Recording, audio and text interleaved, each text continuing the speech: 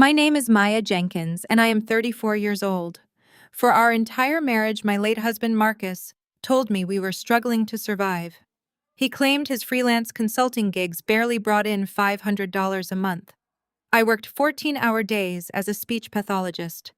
I spent my days helping stroke victims learn how to swallow and speak again, coming home with an aching back and bruised feet, only to start my second job of caring for my husband. I cooked his meals, managed his appointments, and smiled through the exhaustion. I loved him deeply, so I sacrificed everything without a single complaint. But 3 days after his sudden funeral, I made a phone call that shattered my entire reality. I had accidentally found an old bank statement for a joint account I never knew existed. The balance sitting right there in black and white was $22 million. When I called the bank to report what I thought was a massive error, the branch manager verified my identity and said 2 words that completely changed the trajectory of my life. Before I reveal what those 2 words were, let me know where you are watching from in the comments below. Hit that like and subscribe button if you have ever been pushed to the brink by toxic in-laws, and stick around to see how I delivered the absolute ultimate karma. The nightmare actually began a few hours before that fateful phone call. It was exactly 3 days after we lowered Marcus into the ground. I was physically and emotionally hollowed out. I had spent the entire morning finalizing the payments at the funeral home using the absolute last bit of available credit I had left on my own personal cards. Marcus had left us with absolutely nothing, or so I had been led to believe. I drove back to our cramped rented apartment in my beat-up sedan, just wanting to take a hot shower and sleep for a solid week. The apartment was a depressing place with peeling wallpaper and drafty windows, but I had worked so hard to make it feel like a home. I unlocked the front door and pushed it open, expecting to be greeted by the heavy, suffocating silence of an empty house. Instead, I was met with the overpowering scent of expensive designer cologne and luxury perfume. Sitting on my faded living room sofa like they owned the place were 3 people who had made my life a living hell since the day I married Marcus. My mother-in-law Beatrice, my sister-in-law Chloe, and Chloe's husband Liam Sterling. They were making themselves entirely comfortable in my sanctuary. Beatrice sat perfectly upright with a vintage leather handbag resting on her lap. She was a 60-year-old woman who carried herself with a sense of unearned royalty, constantly looking down her nose at my honest working-class background. Beside her lounged Chloe, 31 years old, and seemingly allergic to hard work. She was busy inspecting her freshly manicured nails, looking completely unbothered by the fact that she had just buried her older brother. And then there was Liam. Liam was a 35-year-old white Wall Street investment broker who wore custom-tailored Italian suits and carried an air of absolute unfiltered arrogance. He always thought he was the smartest person in any room, and he never missed a single opportunity to talk down to me like I was a naive child. I froze in the doorway, dropping my keys heavily into my purse. "What are you all doing here?" I asked. My voice was raspy and raw from days of endless crying. I did not invite anyone over. Liam stood up, buttoning his expensive suit jacket with a slow and incredibly deliberate motion. He offered a cold, calculating smile that did not even come close to reaching his eyes. "We are not here for a friendly social visit, Maya," he said, his voice dripping with condescension. He reached into the inside breast pocket of his jacket, pulled out a folded piece of thick paper, and tossed it onto my cheap coffee table. It landed with a soft thud that somehow echoed loudly in the tense room. "That is a formal notice of eviction." Liam continued, pacing slowly across the worn carpet. "You see, Maya, this apartment does not belong to some anonymous absentee landlord. It is managed by a private real estate holding company that I represent. And unfortunately, Marcus was severely behind on his payments. 6 months behind, to be exact. He owed me a very substantial amount of money. And since your name is conveniently absent from the original lease agreement, you have absolutely no tenant rights here. You are effectively a squatter in my property." I stared at the paper and then back at Liam, trying to process his words through the thick, agonizing fog of my grief. "What are you talking about?" I asked, shaking my head in confusion. "Marcus handled the rent. I gave him my entire paycheck every single month to cover our living expenses while he was too sick to work. I drove a 10-year-old car with a failing transmission and skipped buying groceries for myself just to make sure he had everything he needed. He told me the rent was paid in full. Chloe let out a sharp, mean laugh that grated against my ears. Well, clearly he had much better things to do with your little speech therapist salary, she sneered without even looking up from her nails. Maybe he was just tired of pretending to be happy in this dump. I felt a hot flash of pure anger rise in my chest, but before I could respond, Beatrice stood up. She smoothed the front of her expensive silk dress and looked at me with eyes full of absolute venomous contempt. "Let us not waste our valuable time arguing with her," Beatrice said to Liam. She turned her cold, unfeeling gaze back to me. "The fact is, Maya, you are a massive liability to us now. Marcus is gone, and with him goes any reason for us to tolerate your pathetic presence in our family. You were never good enough for my son. You are nothing but a useless parasite who drained him of his energy and his resources. Now he is dead, and you expect to just sit here and live off his memory while occupying a property you cannot even afford." I stepped forward, my hands curling into tight fists at my sides. "I took care of your son," I said, my voice trembling with suppressed rage. "I worked double shifts at the clinic to feed him. I stayed up all night monitoring his medications and holding his hand through the pain when you two were busy taking luxury vacations to the Bahamas. How dare you call me a parasite when I gave him everything I had? I emptied my meager savings account to buy his customized wheelchair, while you were posting photos of your new designer handbags on social media." Beatrice stepped closer until her face was mere inches from mine. "I dare because it is the undeniable truth," she hissed, her breath warm against my cheek.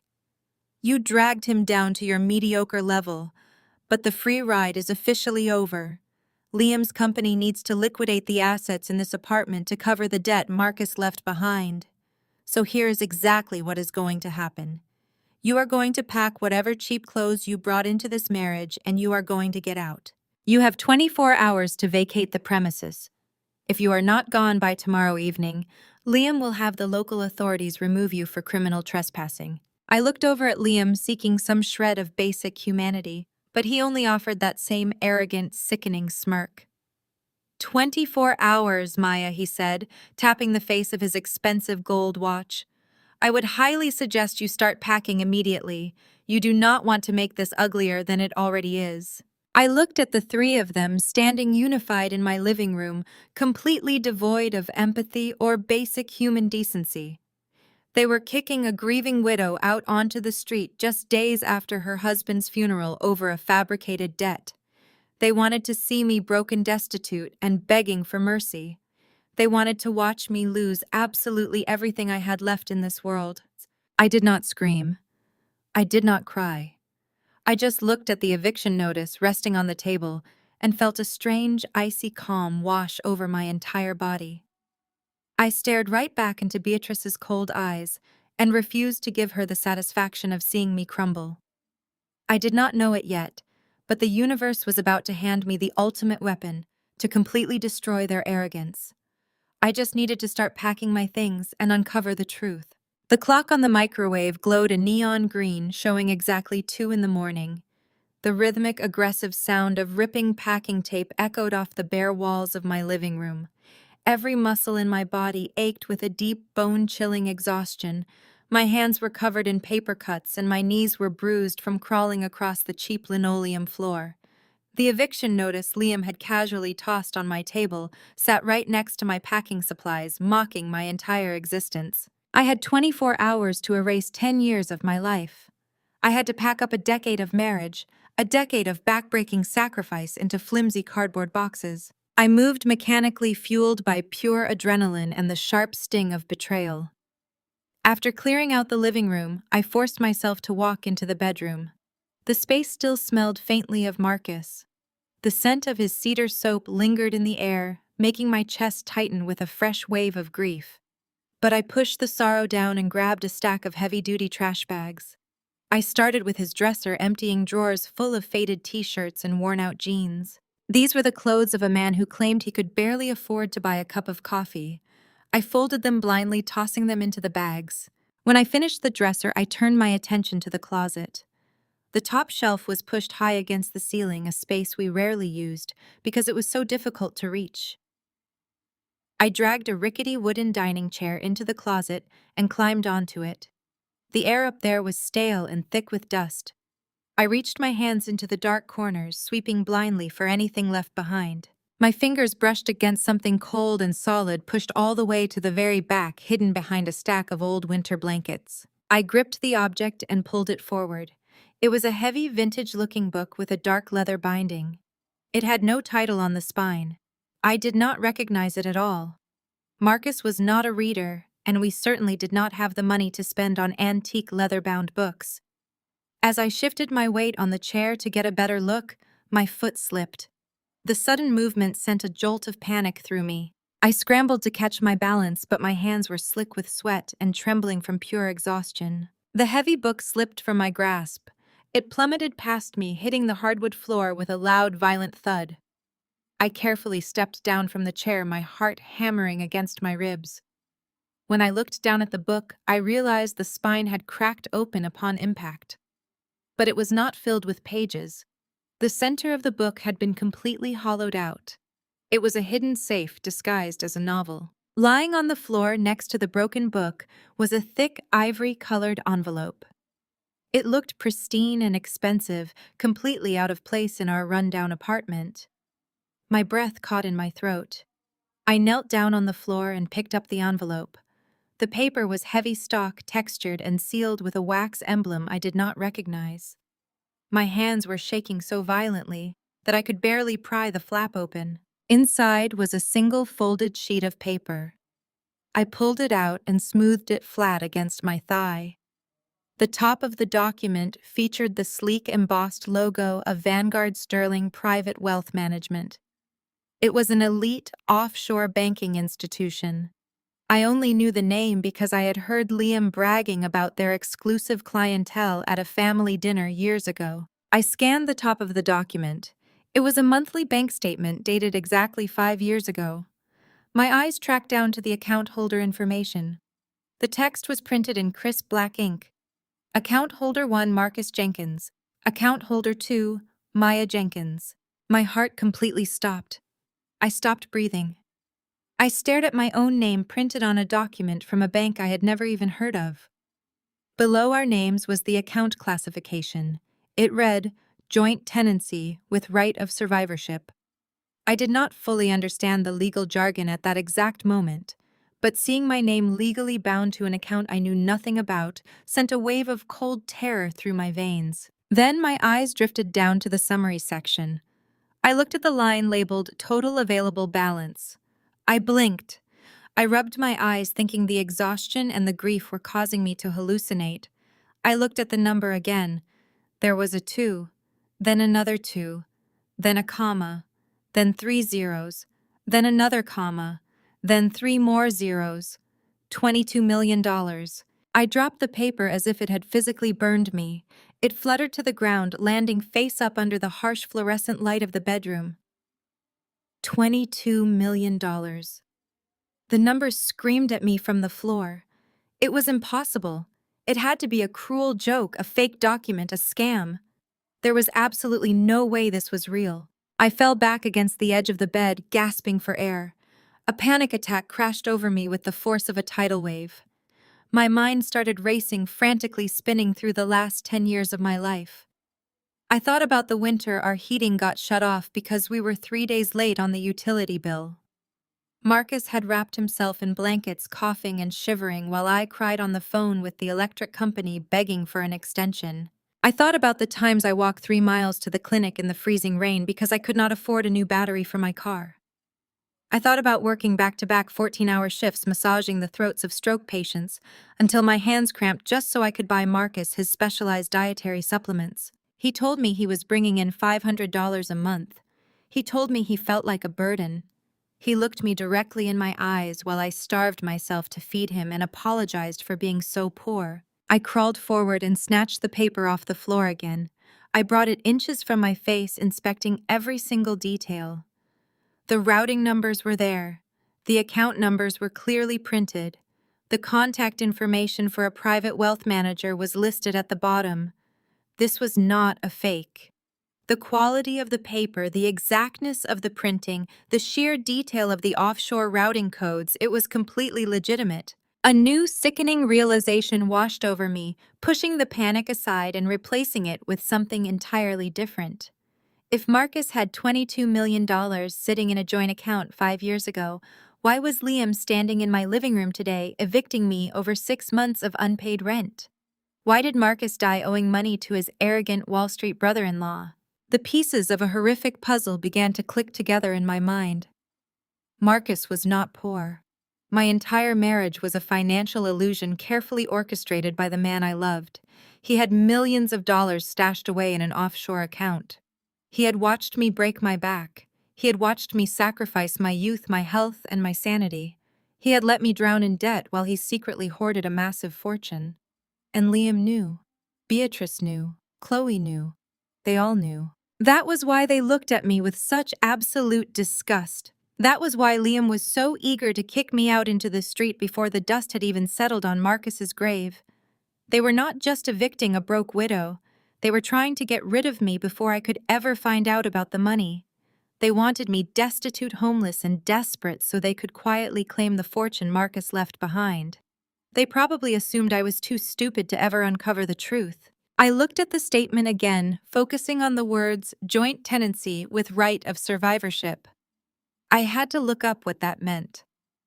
I reached for my phone, my hands no longer shaking with grief, but trembling with a dark, creeping rage.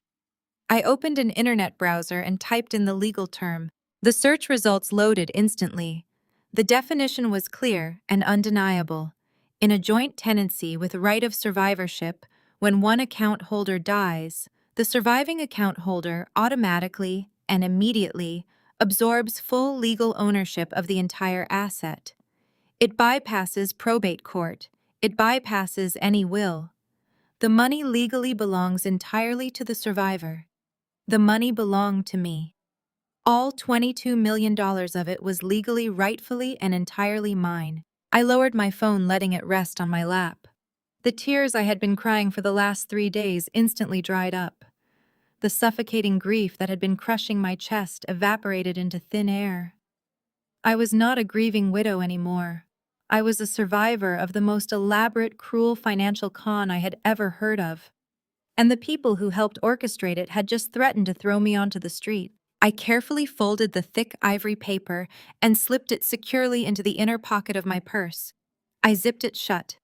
I looked at the cardboard boxes scattered around my bedroom. I did not need to pack anymore. I did not need to panic about where I was going to sleep tomorrow night. I just needed to wait for the sun to rise. I needed the business hours to begin. Because tomorrow morning, I was going to make a phone call to Vanguard Sterling Private Wealth Management. And tomorrow morning, the empire of lies my husband and his family built was going to start burning to the ground. The morning sun finally broke through the grimy blinds of my living room, casting long, harsh shadows across the cardboard boxes I was supposed to be packing. I had not slept a single minute. I sat completely still on the edge of the mattress, my hands resting on the leather purse that held the Vanguard Sterling bank statement. The ticking of the wall clock sounded incredibly loud in the empty apartment. Every second that passed brought me closer to the opening hours of the financial world. My mind felt razor sharp. The exhaustion that had weighed me down yesterday was entirely gone, replaced by a cold, mechanical focus.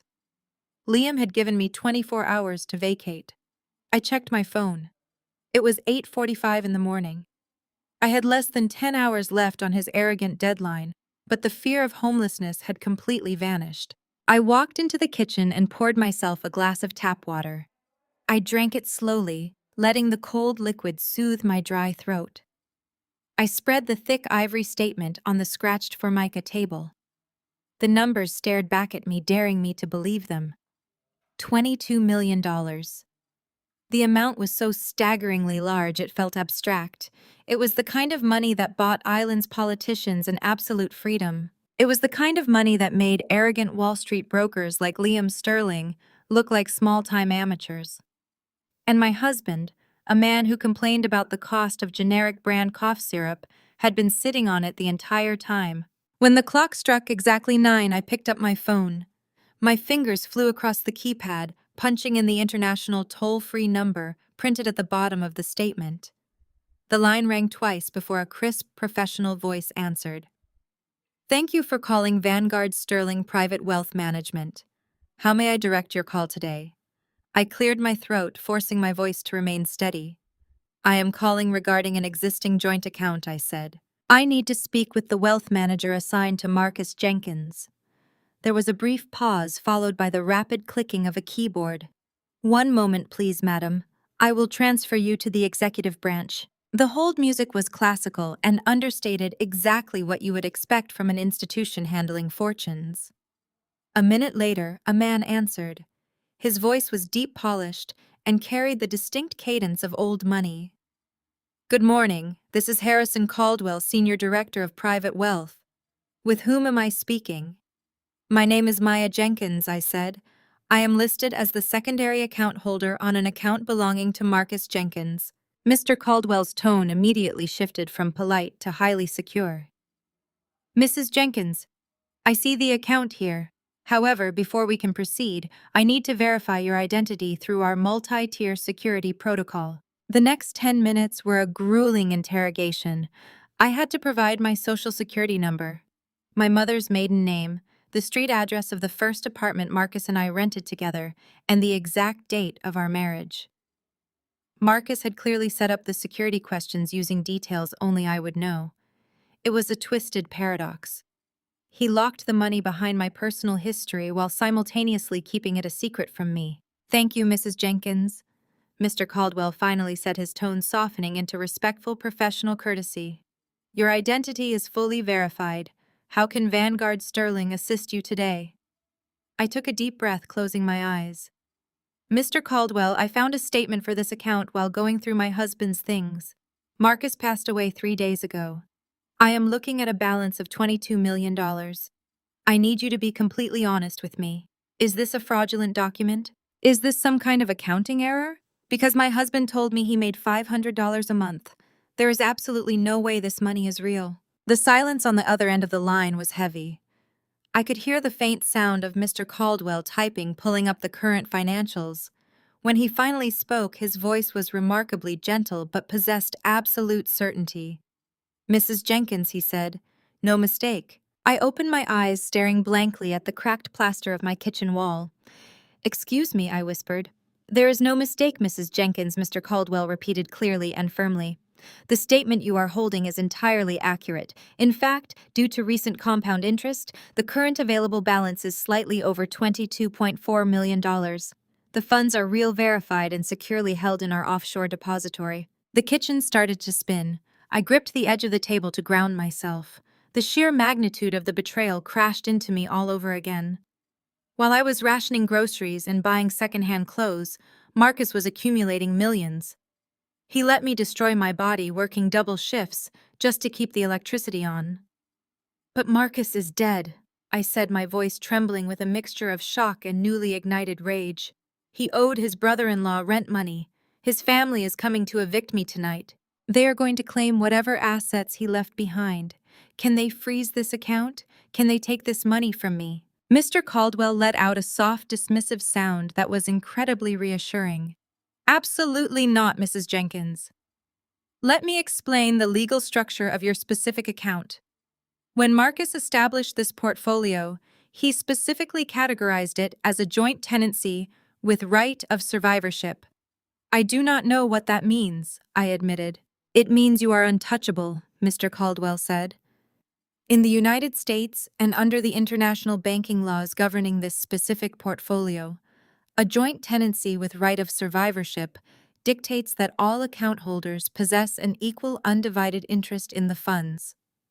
When one account holder passes away, their interest in the account does not go into their estate. It does not go into a will. It entirely bypasses the probate court system. He paused, letting the heavy legal reality of his words sink in before continuing. The very second Marcus Jenkins was pronounced dead, 100% of the funds in this account automatically, legally, and irrevocably became your sole property. His mother has no claim to it. His sister has no claim to it. And his brother-in-law cannot touch a single cent of it. You do not even need to hire a lawyer to fight for it in court. The money is already yours. By law, you are the sole surviving owner of $22.4 million. I sat paralyzed in my cheap plastic kitchen chair, listening to the senior director of a private wealth firm explain that I was a multimillionaire. I looked over at the packing boxes I had taped up the night before. I thought about Liam Sterling threatening to call the police on me for criminal trespassing. Liam thought he was the apex predator of the financial world because he moved some mutual funds around on Wall Street. He thought he could bully a grieving widow into homelessness. He had no idea that he was dealing with a woman who now possessed enough liquid capital to buy his entire firm and fire him before lunch. What do I need to do to access the funds? I asked. The tears were completely gone now. A fierce, unyielding strength had taken their place. First, we require a certified copy of the death certificate, Mr. Caldwell instructed. Once our legal team processes that document within 24 hours, we will remove Marcus's name from the file. The account will be registered solely under Maya Jenkins. We can wire any amount of liquid capital you require to a domestic account of your choosing immediately after verification. Shall I expedite the processing? Yes, I said sharply. Expedite everything. I will overnight the death certificate today. Excellent, Mrs. Jenkins. You have an elite legal and financial team at Vanguard Sterling entirely at your disposal. We are here to protect your assets and execute your directives. Is there anything else you need immediately? I looked at the eviction notice sitting on the coffee table in the other room. I thought about the arrogant smirk on Liam's face and the venom in Beatrice's voice when she called me a parasite. They wanted me to leave quietly with nothing but the clothes on my back. They wanted to strip me of my dignity and my home so they could swoop in and claim the spoils, but the legal reality was absolute. The money was mine, the power was mine. No, Mr. Caldwell, I said, a cold smile finally spreading across my face. That will be all for now. I have some family business to attend to. I hung up the phone and set it gently on the table next to the $22 million bank statement. The game had completely changed. The victim they thought they could easily crush had just become the most powerful person in the room. I stood up and walked into the living room. I picked up the roll of packing tape and tossed it directly into the trash can. I was not going anywhere. I stood in the center of the living room, my eyes drifting away from the trash can and locking onto the closed door of the small second bedroom. Marcus had always called it his office. In reality, it was just a cramped, windowless closet where he kept a battered metal desk and the bulky, outdated computer he used for his supposedly meager freelance consulting. He had always been incredibly territorial about that machine. If I even stepped too close while dusting, he would snap at me, claiming I might accidentally delete a vital spreadsheet that would cost him his $500 a month income. I walked toward the door, the wooden floorboards creaking beneath my feet. If Marcus had $22 million secretly stashed in an offshore account, the proof of how he acquired it had to be on that hard drive. I pushed the door open and flipped the switch. The harsh overhead light flickered on, revealing the dusty keyboard and the smudged monitor. I sat down in his worn office chair and pressed the power button. The machine whirred to life, the cooling fan humming loudly in the quiet apartment. A password prompt appeared on the screen, blocking my access. I sat there for a moment, staring at the blinking cursor. Marcus was secretive, but he was also arrogant. He liked to hide things in plain sight, relying on my blind trust to keep his secrets safe. I thought back to the intense security questions the bank manager had asked me just minutes ago. I typed in the street address of our first apartment, followed by the 4 digits of the year we were married. I pressed enter. The screen went black for a second before the desktop loaded. I was in. At first glance, everything looked perfectly normal. There were folders labeled with generic tax years and boring consulting notes. I opened the folder for the previous year and found exactly what he had always shown me. Pathetic little invoices billing small local businesses, $50 here and $100 there for basic data entry or minor IT support. It was the perfect, meticulously crafted facade of a struggling freelancer. But I knew there was more. I leaned closer to the monitor, the bright blue light washing over my face in the dark, cramped room. I began digging through the system settings, checking for hidden partitions on the hard drive. My eyes scanned line after line of system data, my reflection staring back at me from the glossy surface of the screen. My gaze shifted back and forth between the cold, illuminating light of the monitor and the deep, crushing disappointment pooling in my own eyes. Finally, I found it. It was an encrypted virtual drive buried deep within a system file, cleverly disguised as a routine software update. It required a second password. This time, I typed in his mother's maiden name combined with his own birth date. The virtual drive unlocked, and a massive hidden directory spilled open across the screen. The folders here were not labeled with mundane consulting terms. They were labeled with the names of some of the largest, most powerful technology corporations and financial institutions on the planet. I clicked on a folder marked with the name of a massive Silicon Valley giant. Inside were dozens of incredibly complex code repositories, non-disclosure agreements, and legally binding contracts. Marcus was not a low-level IT consultant. He was an absolute genius. He was a highly sought-after underground software engineer, an elite algorithm architect who specialized in building predictive trading models and high-frequency data compression algorithms for hedge funds and tech conglomerates. He operated entirely in the shadows, selling proprietary code to the highest bidder under airtight confidentiality agreements. I opened a PDF document labeled Final Invoice. My eyes scanned the text, landing on the final payout amount. It was an invoice for $7.5 million for a single algorithm. I checked the date on the document. It was dated exactly 4 years ago in mid-November. My breath hitched in my throat as the specific date triggered a vivid, agonizing memory. That same week in November 4 years ago, my car transmission had completely failed. We had absolutely no money to fix it because Marcus claimed his only client that month had refused to pay him. It was the dead of winter, and the sidewalks were covered in a thick layer of freezing slush. I had walked 3 miles in the freezing rain every single day to get to the rehabilitation clinic where I worked my 14-hour shifts. I had contracted a severe respiratory infection from the exposure, but I refused to take a sick day because we needed my hourly wages to buy Marcus his expensive groceries. While I was walking through the freezing rain, coughing up blood and crying from sheer exhaustion, Marcus was sitting in this exact chair, looking at a screen confirming a $7.5 million wire transfer. I kept clicking my fingers, flying across the mousepad with frantic, desperate energy. I opened folder after folder, contract after contract. The numbers were staggering. 2 million here, 4 million there. He was generating wealth at an incomprehensible rate, funneling it directly into the offshore Vanguard Sterling account.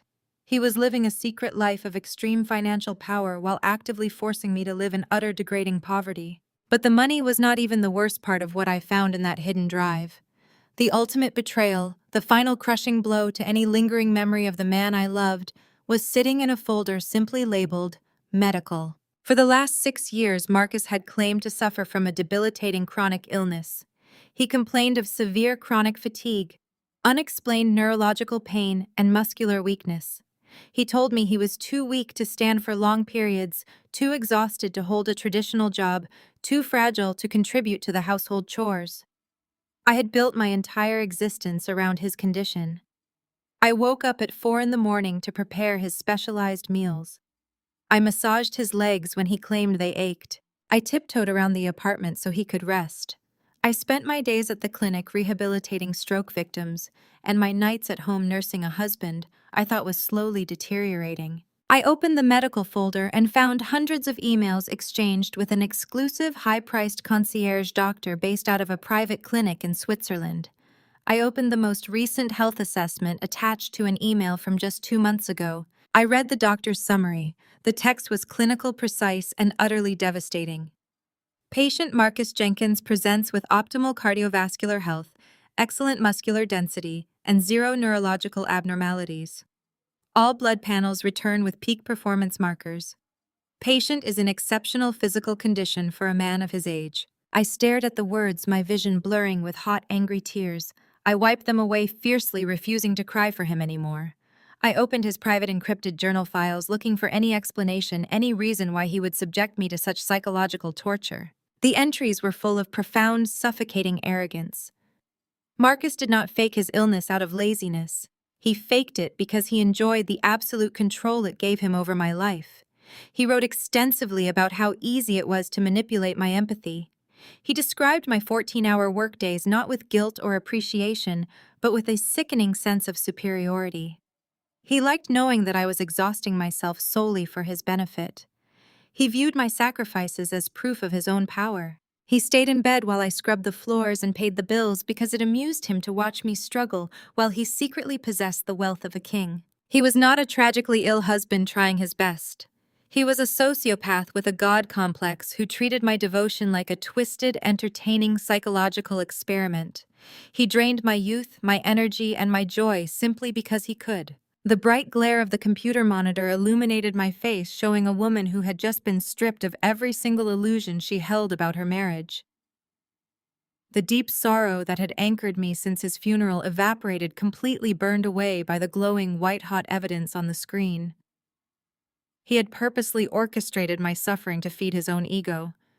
He had let his mother and sister treat me like garbage, fully aware that I was the only person keeping a roof over his head.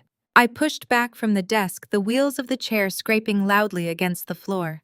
I looked around the miserable little office, the peeling paint, the cheap desk, the dusty shelves.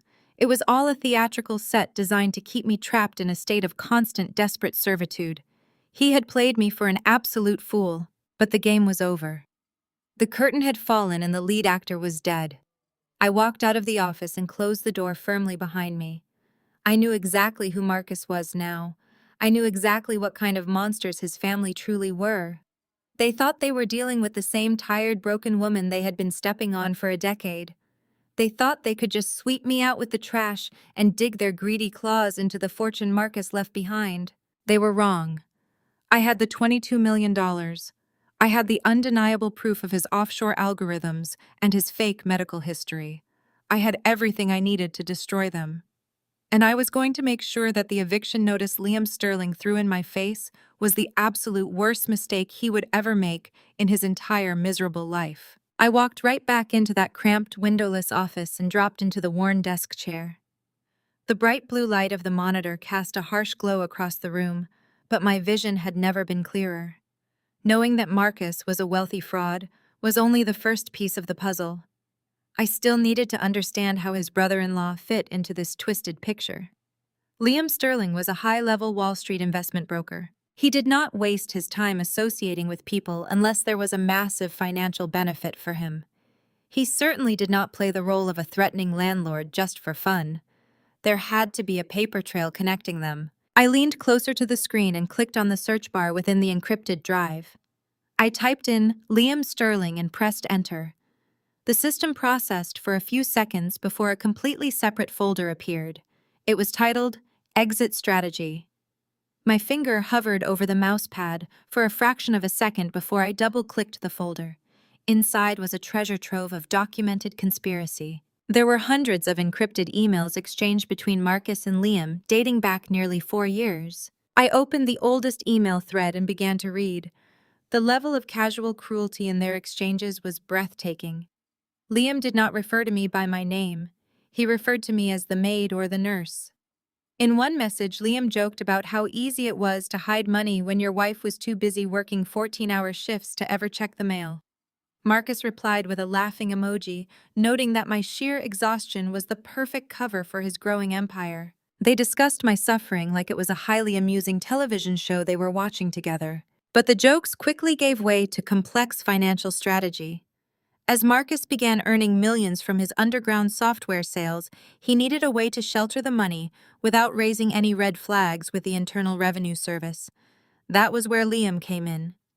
Liam used his position and his connections at his Wall Street firm to establish a labyrinth of offshore shell companies. They set up fake corporate entities in the Cayman Islands and the British Virgin Islands, routing Marcus's massive payouts through several layers of phantom businesses to wash the funds clean. Liam acted as the shadow financial director, taking a hefty percentage of the profits as his management fee. They were engaged in textbook money laundering and federal tax evasion on a massive scale. As I kept reading, the sheer scope of their betrayal widened, pulling the rest of my in-laws directly into the crosshairs. I found a subfolder filled with wire transfer receipts and digital accounting ledgers. The records detailed exactly where a large portion of Marcus's hidden wealth was going. I opened a spreadsheet documenting monthly allowances. My breath hitched as my eyes scanned the columns. While I was feeding Marcus cheap canned soup and agonizing over a $30 heating bill, Marcus was wiring $50,000 a month to a private account owned by his mother, Beatrice. I clicked on the attached expense reports. Beatrice was not just living comfortably, she was living like absolute royalty. I saw receipts for first-class flights to Paris and Rome, luxury cruises through the Mediterranean, and a sprawling summer house in Florida that was entirely paid for in cash.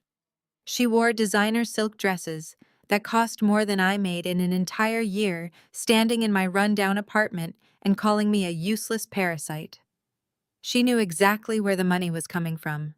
She knew she was financing her lavish retirement with the blood and sweat of her daughter-in-law. And then there was Chloe, the lazy, entitled sister-in-law who had sat on my couch just hours ago inspecting her manicured nails and laughing at my impending homelessness. The ledgers showed that Marcus had bought Chloe a brand new luxury SUV outright. He paid for her high-end apartment downtown and funded her weekly boutique shopping sprees in Milan. Chloe had never worked a real job in her life because she was entirely subsidized by the brother who pretended he could not afford his own medical care. They were all in on it. The entire family was complicit in the financial and psychological abuse that defined my marriage. They watched me slowly destroy my health to provide for Marcus while they drank champagne on yachts bought with his secret fortune. But the most agonizing discovery was still waiting for me in the most recent email chains. I clicked on a message from Liam dated just 3 weeks ago. The subject line read, "Final Phase Timeline." I opened the email and read the words that made my blood run ice cold. Marcus and Liam were not just hiding money, they were actively plotting to destroy my life completely. The exit strategy was a meticulously detailed plan for Marcus to file for divorce in exactly 2 months. But he was not just going to leave me, he was going to annihilate me. Liam had instructed Marcus to start taking out massive high-interest personal loans and lines of credit using our marital status to tie the debt directly to me. Their plan was to systematically drain any joint credit we had max-out cards in my name and funnel the borrowed cash straight into their offshore shell companies. When the divorce papers were finally served, Marcus was going to claim he was entirely destitute due to his fictional chronic illness. He was going to use his fabricated medical records to demand alimony from me, ensuring I would be legally forced to pay him a portion of my speech therapist's salary for the rest of my life. The emails detailed how they were going to leave me saddled with hundreds of thousands of dollars in fabricated marital debt, facing imminent bankruptcy, and completely homeless. Liam had even written the eviction notice I saw today weeks in advance, preparing to kick me out of the apartment the moment the divorce was filed. They wanted to leave me with absolutely nothing, entirely broken and drowning in a financial sinkhole from which I could never possibly recover. I read Marcus's reply to that email. He wrote that he could not wait to finally drop the sick husband act and enjoy his wealth on a private beach. He wrote that I was too blindly loyal to ever see the trap closing around me. I pushed my hands through my hair, gripping the roots tightly as the sheer magnitude of their evil washed over me. It was a masterclass in sociopathic cruelty. They had planned my absolute ruin down to the very last dollar. But there was one major unpredictable flaw in their brilliant Wall Street conspiracy: Marcus's heart. For all his fake illnesses and fabricated medical charts, his actual heart had harbored a silent, deadly defect. A massive, sudden aneurysm had struck him down in the kitchen 3 days ago, instantly killing him before he could ever finalize the divorce or plunge me into bankruptcy. The universe had intervened, delivering the ultimate fatal stroke to the lead architect of my destruction. And that sudden death explained the $22 million bank statement perfectly. I frantically searched the emails for mentions of Vanguard Sterling. I found a frantic message from Liam dated 2 days before Marcus died. Liam had warned Marcus to quickly transfer the Vanguard funds into the newest Cayman Island trust before initiating the divorce proceedings. Liam had specifically reminded Marcus to scrub my name off that old joint account. Marcus had replied with characteristic arrogance. He told Liam to relax. He wrote that the Vanguard account was an old holding fund and that he would get around to transferring the $22 million next month. He explicitly stated that I was too oblivious to ever find out the account existed, so there was absolutely no rush. His monumental towering ego had been his fatal mistake. He assumed he had all the time in the world to finalize his betrayal. He assumed I was too exhausted and too stupid to ever look closely at his affairs. Because he delayed moving that money because he was too lazy to file the paperwork to remove my name before he unexpectedly died, the account remained active under a joint tenancy with right of survivorship. He had accidentally left me the key to his entire empire. I leaned back in the creaky office chair, staring at the damning emails illuminating the dark room. Beatrice, Chloe, and Liam had rushed over here to evict me today because they were scrambling to execute the final steps of the exit strategy without Marcus. They wanted to terrorize me into leaving quickly, so I would never have the chance to dig through his belongings or discover the offshore accounts. They wanted me gone before I could stumble upon the fortune they were desperately trying to secure for themselves. I reached into my pocket and pulled out a small silver flash drive I kept on my keychain. I plugged it into the computer port. I did not just copy the financial ledgers. I copied every single encrypted email, every offshore routing number, every fake medical record, and every wire transfer receipt bearing Liam Sterling's digital signature. I downloaded the absolute undeniable proof of federal tax evasion, wire fraud, and international money laundering. When the transfer was complete, I safely ejected the drive and gripped it tightly in the palm of my hand. The cold metal felt like a loaded weapon. I shut down the computer and wiped the desk clean, ensuring the room looked exactly as untouched as when I first walked in. I was not just going to take my $22 million and walk away quietly. Walking away would be far too easy for them. Liam and his greedy accomplices thought they held all the power. They thought they could bully a grieving widow and walk away incredibly wealthy. I was going to let them keep believing that. I was going to let them walk right into a trap constructed from their own blinding arrogance. I turned off the harsh overhead light, plunging the small office back into total darkness, and walked out ready to play my part flawlessly. I am Maya Jenkins, 34 years old, and I am still reeling from the elaborate financial and psychological torture my late husband and his family subjected me to. For our entire marriage, Marcus claimed he was a struggling freelancer, bringing in barely $500 a month. I worked 14-hour days as a speech pathologist to keep a roof over our heads. But 3 days after his sudden funeral, I uncovered a hidden offshore bank statement with $22 million in it. Knowing I was completely unaware of the money, my arrogant Wall Street brother-in-law called me into his glass corner office. He threw a fraudulent debt document on his mahogany table, demanding I sign over my husband's $50,000 life insurance policy to him, or he would personally destroy my medical license. I simply looked down, let a single tear fall, and signed the paper. What he did not know was that his little extortion attempt was exactly the federal evidence I needed to put him in prison. Before I continue this story, let me know where you are watching from in the comments below. Hit like and subscribe if you have ever had to play the fool to catch a predator. The nightmare truly escalated the morning after I discovered Marcus's secret fortune. My phone rang just before noon, the harsh sound cutting through the quiet of my rundown apartment. I looked at the caller identification and saw a sleek Manhattan area code. I answered the call, keeping my voice small and hesitant, playing the exact role of the broken widow they expected me to be. It was the executive assistant for my brother-in-law, Liam Sterling, delivering a cold and formal summons. She informed me that my presence was strictly required at Sterling Financial Group at 2:00 sharp to discuss the immediate settlement of my late husband's outstanding liabilities. I agreed meekly, hung up the phone, and took a deep breath. Walking into the Sterling Financial Building felt like stepping into a predatory shark tank. Everything about the architecture was designed to make you feel small and insignificant. Massive marble pillars reached up toward vaulted ceilings, and silent security guards stood at every checkpoint. I purposely wore a simple faded black dress and a pair of worn-out flats carrying a cheap handbag. I made sure to look exactly like the exhausted, financially ruined woman they believed me to be. The receptionist directed me to the top floor, where the executive suites overlooked the entire city. When the heavy oak doors of the main conference room swung open, the scene inside was almost comically theatrical. It was a massive room enclosed entirely in floor-to-ceiling glass, offering a sweeping panoramic view of the skyline. Sitting at the head of a massive mahogany table was Liam. He wore a crisp navy blue bespoke suit, his posture relaxed but utterly dominant. Flanking him on either side were my mother-in-law Beatrice and my sister-in-law Chloe. They were dressed in high-end designer morning clothes, sipping sparkling water and looking at me as if I had just tracked mud onto a pristine white carpet. "Have a seat," Maya Liam commanded, without bothering to stand or offer a basic greeting. He gestured to a solitary chair positioned at the opposite end of the long table.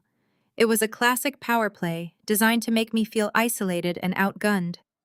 I walked slowly across the plush carpet, keeping my head slightly bowed, and took the seat. "We brought you here today because we need to finalize the unfortunate mess Marcus left behind." Liam began leaning forward and resting his elbows on the polished wood. "As I clearly stated when I visited your apartment, Marcus owed my firm a substantial amount of money. But the unpaid rent was merely a fraction of the problem. Over the last 3 years, Marcus took out several high-interest personal loans through a subsidiary of Sterling Financial. He claimed he needed the capital to cover his escalating medical costs." I looked down at my hands, letting them tremble just a little bit. "It was a flawless performance. Medical costs," I repeated softly. "But his insurance covered his treatments, and I paid for everything else out of my own pocket." Liam let out a sharp, patronizing sigh. "Please, Maya, do not try to debate high-level finance with me. Your husband leveraged his marital assets to secure these loans. Legally speaking, you, as his surviving spouse, are now fully responsible for a debt totaling over $400,000. I watched Beatrice from the corner of my eye. She took a delicate sip of her water, looking completely unbothered by the fact that her son-in-law was threatening her grieving daughter-in-law with massive fabricated debt. Chloe actually smirked, leaning back in her plush leather chair and scrolling on her phone. They were enjoying this. They were absolutely thrilled to watch Liam crush me. They wanted to terrorize me into leaving quietly, so I would never have the chance to dig through Marcus's belongings and discover the offshore accounts they were trying to steal. Now Liam continued, his voice dropping into a tone of false magnanimity. "Beatrice and Chloe have asked me to show you some leniency given the tragic circumstances. They do not want to see Marcus's widow dragged through a brutal bankruptcy court or subjected to aggressive debt collection agencies. So I have arranged a highly generous settlement offer." He slid a thick legal document across the long table.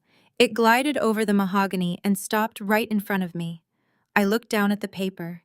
It was a formal relinquishment of rights. Marcus had a standard life insurance policy through his previous employer, Liam explained, tapping his expensive gold pen against the table. "The payout is exactly $50,000. It is a pathetic sum, but it is all you have. If you sign this document right now, you legally transfer the full rights of that $50,000 payout directly to Sterling Financial. In exchange, I will completely forgive the remaining $350,000 of his debt. I will wipe the slate clean. You lose your apartment, and you lose the insurance money, but you get to walk away without a catastrophic bankruptcy destroying your life." I stared at the document, my mind working at lightning speed. It was a breathtakingly arrogant extortion attempt. They did not just want to evict me. They wanted to steal the absolute last penny to my name to ensure I would be entirely destitute. "That insurance money is all I have to survive," I whispered, forcing a slight waver into my voice. "If I give that to you, how am I supposed to find a new place to live? How am I supposed to eat?" Beatrice slammed her water glass down on the table. The sharp clinking sound echoed in the large room. "You ungrateful little parasite," she hissed, her eyes narrowing with absolute malice. Liam is offering you a lifeline, and you have the audacity to complain. You drained my son of his vitality. You failed to provide him with a comfortable life, forcing him to beg his own family for loans just to survive. You should be begging Liam for this settlement on your hands and knees. The audacity of people from your background always astounds me. Chloe chimed in, her voice dripping with extreme boredom. Just sign the paper, Maya. Do not make this harder than it has to be. You can always pick up an extra shift teaching disabled people how to swallow their food at your little clinic. You will bounce back. You are used to living in poverty anyway. I kept my eyes fixed on the table, absorbing every single toxic word they threw at me. I was cataloging their precise level of cruelty to ensure I would feel absolutely zero remorse when I finally dropped the guillotine on their miserable lives. Liam stood up, buttoning his suit jacket. He walked slowly around the table until he was standing directly behind my chair. He leaned down, his mouth positioned right next to my ear. His expensive cologne was suffocating. "Let me make this perfectly clear for you, Maya," he whispered, his voice dropping its fake polite veneer and turning incredibly vicious. "This is not a negotiation. You are going to sign that paper right now. Because if you refuse to sign over that $50,000, I will not just sue you for the full debt. I will completely destroy your entire existence." I froze in my chair, pretending to be paralyzed by fear. "I sit on the board of directors for 3 major hospital networks in this city," Liam continued softly, making sure Beatrice and Chloe could hear him flex his immense power. "Wall Street funds a lot of local medical expansions.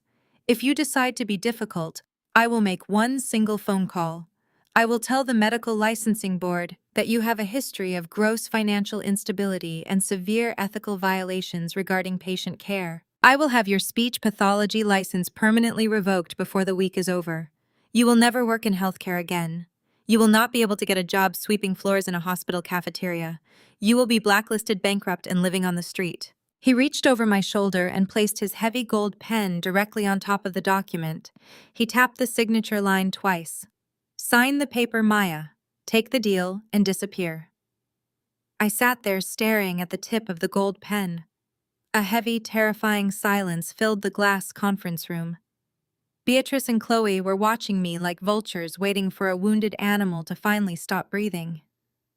Liam stood behind me, radiating total unearned supremacy. He truly believed he had me completely cornered. He had absolutely no idea that I had a silver flash drive sitting in my cheap handbag holding irrefutable proof of his federal tax evasion and money laundering.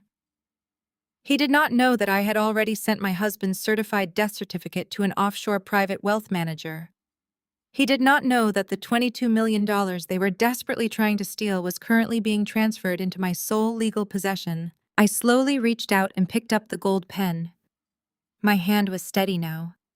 The adrenaline coursing through my veins was pure, concentrated anticipation.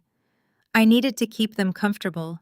I needed them to believe their malicious little plan was working flawlessly, so they would become incredibly sloppy. I pressed the tip of the pen against the thick paper. I took a deep breath, letting out a soft, defeated sigh for their benefit, and I quickly scribbled my signature on the bottom line. I placed the pen back on the table. Liam immediately snatched the document, pulling it away from me like a prize. He inspected the signature, a triumphant, predatory smile spreading across his face. He looked at Beatrice and nodded once, confirming the trap had successfully closed. "Excellent decision, Maya," Liam said, walking back to his seat at the head of the table. "A copy of this settlement will be mailed to whatever forwarding address you provide. Just ensure you are completely out of the apartment by tonight. We consider this matter permanently closed." I stood up from the chair, smoothing the front of my cheap black dress. I picked up my handbag, feeling the solid, comforting weight of the flash drive inside. I looked at Beatrice, who was already turning away from me to check her phone. I looked at Chloe, who was yawning. And finally, I looked at Liam, securely holding the fraudulent document that would soon become Exhibit A in a federal prosecution case. "Thank you for your generosity, Liam," I said, my voice soft, flat, and entirely empty. "I appreciate you taking care of everything." I turned and walked out of the glass conference room. My footsteps were silent on the thick carpet. I did not look back. I stepped into the elevator and pressed the button for the lobby. As the doors slid shut, cutting off my view of Sterling Financial, the submissive widow mask finally dropped from my face. I pulled my phone from my purse, checking the time. It was exactly 2:45 in the afternoon. The game was in full motion, and Liam Sterling had just handed me the very rope I was going to use to hang him. As the elevator began its descent, my phone buzzed with an urgent text message. It was Liam's receptionist. Mr. Sterling requires you to return to his private suite immediately for the final notarization of your signature. I watched the digital floor numbers tick down before the car jolted to a halt and reversed direction, shooting back up toward the executive penthouse. I took a deep, steadying breath and instantly reconstructed my shattered facade. I let my shoulders slump forward. I forced my breathing to become shallow and erratic. I pushed thoughts of Marcus's ultimate betrayal to the forefront of my mind, letting the genuine pain of those memories bring fresh, hot tears to my eyes. By the time the heavy metal doors slid open again, I looked exactly like a woman who was completely falling apart. I was escorted down a long marble corridor and ushered into Liam's personal office. It was a cavernous, intimidating space with dark mahogany wall paneling and a massive desk that looked like it belonged to a dictator. The desk was absolutely covered in scattered files, open accounting ledgers, and wire transfer receipts. Liam was so blindingly arrogant he had not even bothered to clear away his highly confidential paperwork. He genuinely believed I was too uneducated and too hysterical to comprehend what I was looking at. Beatrice and Chloe were already sitting on a plush leather sofa in the corner of the room, looking incredibly eager to drag out my humiliation for as long as humanly possible. I stood in front of the massive desk, trembling visibly. "Liam," I said, my voice cracking perfectly on his name. "Please, I signed the paper for the insurance money just like you asked me to do. You have everything now. But I need more time. You cannot force me out of the apartment by tonight. Where am I supposed to go? I do not have any family to take me in. I do not have enough cash in my checking account to afford a security deposit on a new place. I just buried my husband 3 days ago. I am begging you. Just give me 1 more month to figure things out. Please." I let a loud, agonizing sob escape my throat and I buried my tear-stained face in my hands. Beatrice stood up from the leather sofa, her expensive heels sinking deep into the thick carpet. She walked slowly over to me, her face twisted into a mask of pure, unadulterated disgust. "You really have absolutely no shame, do you, Maya?" she sneered. "You stand in my son-in-law's beautiful corporate office, and you beg for handouts like a common street beggar. I told you before, and I will say it to you again right now. You are nothing but a parasite. You are a leech who attached herself to my brilliant son and drained him dry." She began circling me like a predator inspecting wounded prey. "You spent 10 years living off Marcus, offering him absolutely nothing of value in return." Beatrice continued, her voice growing louder and more vicious. "You dragged him down into your miserable working-class life. And now that he is gone, you want to latch on to Liam. You want to stay in an apartment you cannot afford because you are simply too lazy to provide for yourself. It is pathetic. I always told Marcus he should have married someone from our social circle, but he felt sorry for you. You were a charity project, Maya, and the charity has officially run out." Chloe laughed loudly from the couch, swirling a glass of sparkling water. "You are embarrassing yourself, Maya," she mocked. "Did you honestly think crying was going to work on us? We do not fall for your pathetic little victim routine. Look at you. You are a mess. Just pack your cheap little bags and go to a local homeless shelter. I am sure you will fit right in with the rest of the garbage on the street." I dropped to my knees, clutching my cheap handbag tightly against my chest. I buried my face in my arms, letting out loud, hyperventilating sobs that echoed off the glass walls. But beneath the fabric of my bag, my fingers were moving with absolute surgical precision. I found the small textured button on the side of my digital voice recorder, hidden deep in the side pocket. I pressed it firmly, feeling the tiny mechanical vibration that confirmed it was turned on, and actively capturing every single word. I needed them to keep talking. I needed federal prosecutors to hear the exact tone of voice Liam used while committing extortion and fraud. Liam walked around his desk looking down at me with absolute supremacy. He loved this. He fed on the power of watching me kneel on his carpet and beg for mercy. "You see, Maya," he said, his voice dripping with toxic venom, "this is the fundamental difference between winners and losers in this world. You cry and you beg because you have absolutely no leverage. You have no capital and you have zero value to society." He leaned down slightly, pointing a finger at my face. "I manage hundreds of millions of dollars for the most elite clients on the globe," he boasted, his ego inflating with every word. "My offshore accounts generate more interest in a single afternoon than you will make in an entire lifetime of wiping drool off hospital patients. I move money through international waters while you struggle to pay a basic electric bill. I do not give charity to losers. You will be out of that apartment by midnight, or I will have you physically dragged out by armed police officers." I kept my head down, sobbing loudly, but my mind was coldly calculating my next move. I needed to get pictures of the desk. I needed to capture the offshore documents sitting in plain sight right above me. I stayed on my knees, crying hysterically, but I subtly unzipped the top compartment of my handbag. My phone was already positioned securely inside with the camera application open and ready. I just needed a distraction. I needed Liam to look away for 5 critical seconds so I could lift the lens over the edge of the mahogany wood. Fortune favored me in the very next moment. The heavy oak door to the office opened and Liam's executive assistant stepped inside carrying a stack of thick legal binders. "Excuse me, Mr. Sterling," she said nervously, interrupting his power trip. "The managing partners need your immediate signature on the Cayman Island trust transfers before the international markets close." Liam turned his back to me, walking toward his assistant with an incredibly annoyed sigh. Beatrice and Chloe turned their attention to the doorway, watching the interruption with equal irritation. I did not hesitate for a fraction of a second. I stopped crying instantly. I lifted my handbag just slightly, angling the camera lens perfectly over the edge of the cluttered desk. My thumb tapped the volume button rapidly and silently, snapping 5 high-resolution photos in less than 3 seconds. The images flawlessly captured the open accounting ledgers, the specific routing numbers for the Cayman Island shell companies, and the wire transfer receipts bearing Marcus's name. It was the holy grail of financial fraud. It was absolute, undeniable, photographic proof of federal tax evasion and international money laundering sitting right there in his office. I lowered the bag, instantly zipping it shut, and seamlessly transitioned back into a sobbing, hyperventilating mess, just as Liam turned back around to face me.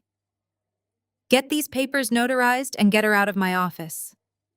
Liam snapped at his assistant, his patience entirely gone. "The smell of desperation in here is giving me a massive headache." I allowed the nervous assistant to help me up from the floor. I kept my head down intentionally, letting my hair fall forward to hide the triumphant smile that was violently fighting to break through my fake tears. I played the role of the broken, defeated widow perfectly as I clutched my bag to my chest. Beatrice crossed her arms and glared at me while Chloe went back to scrolling on her phone, completely dismissing my existence. They watched me stumble out of the corporate office, entirely convinced they had destroyed my life. They felt invincible. They thought they had successfully stolen everything from me and left me to rot in the gutter.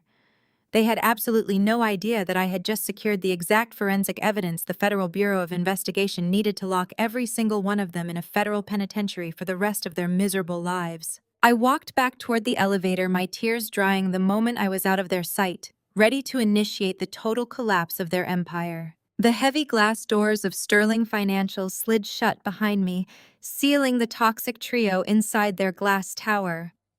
I stepped onto the bustling Manhattan pavement, and the chaotic noise of the city rushed up to greet me. For the first time in a decade, I did not feel the crushing weight of Marcus's fabricated poverty pressing down on my shoulders. I felt dangerously powerful. I walked exactly 3 blocks away from the building, ensuring I was entirely out of sight before I pulled my phone from my cheap handbag. I dialed the direct international line for Harrison Caldwell. He answered on the first ring, his polished voice an anchor of sanity in the madness I had just endured. "Mrs. Jenkins," he said smoothly, "I trust your family business was concluded without incident." "I need a secure place to meet Mr. Caldwell," I told him, keeping my voice low as pedestrians hurried past me. I have the death certificate ready to hand over. But I also have something else. Something you and your legal team need to look at immediately. I just walked out of Liam Sterling's private office. I have photographic evidence and a decrypted flash drive detailing exactly how Marcus's funds were being structured. The line went dead silent for a fraction of a second. The sudden shift in Caldwell's demeanor was palpable even through the phone. "Mrs. Jenkins," he said, his tone dropping into absolute strict confidentiality. "Our regional Manhattan branch is located on Park Avenue. I am authorizing you for immediate VIP access. My senior forensic accountant and our lead tax attorney will be waiting for you in conference room A. Bring everything." 20 minutes later, I was sitting in a room that looked absolutely nothing like Liam's flashy, aggressive office. Vanguard Sterling's regional branch was the epitome of quiet generational wealth. There were no glass walls or cheap power plays here, just rich mahogany soft lighting and impenetrable discretion. Harrison Caldwell had joined the meeting via a secure encrypted video feed on the large wall monitor. Sitting across from me at the heavy oak table were two older, distinguished men, a forensic accountant named Arthur and a formidable tax attorney named Vance. I placed my phone and the silver flash drive on the table. I explained exactly how I had acquired the data detailing Liam's distraction and my quick camera work. Arthur gently took the devices and connected them to an isolated offline terminal. The large monitor on the wall split into two screens displaying Caldwell's face on the left and the contents of the flash drive and my photographs on the right. For 10 agonizing minutes, the only sound in the room was the rapid clicking of Arthur's mouse and the soft scratching of Vance's pen on a legal pad. They scrutinized the photos I had taken of Liam's desk, zooming in on the account ledgers and the wire transfer receipts. They opened the encrypted emails between Marcus and Liam, reading through the exit strategy and the specific routing instructions. I watched their faces closely. These were men who handled billions of dollars for the global elite. They were not easily shocked. But as they dug deeper into the files, I saw Arthur's jaw tighten and Vance take a sharp, sudden breath. Mrs. Jenkins Caldwell finally spoke from the video monitor, his voice grave and vibrating with absolute professional disgust. "You have not simply uncovered a hidden marital asset. You have handed us the blueprint to a massive systemic federal crime." I leaned forward, resting my hands flat on the cool wood of the table. "Explain it to me," I said. "I need to know exactly how much damage Liam Sterling has done." Vance, the tax attorney, adjusted his glasses and pointed to a series of documents on the screen. "Liam Sterling is a senior broker at a heavily regulated Wall Street firm," he began. "What he and your husband were doing goes far beyond hiding money from a divorce settlement. Liam was using his corporate credentials to establish a complex web of phantom corporate entities, primarily located in the Cayman Islands and the British Virgin Islands." Arthur pulled up the high-resolution photos I had taken of Liam's desk. "Look at these routing numbers," Arthur instructed, tapping the screen. Marcus was generating millions of dollars in undeclared income from his underground software sales.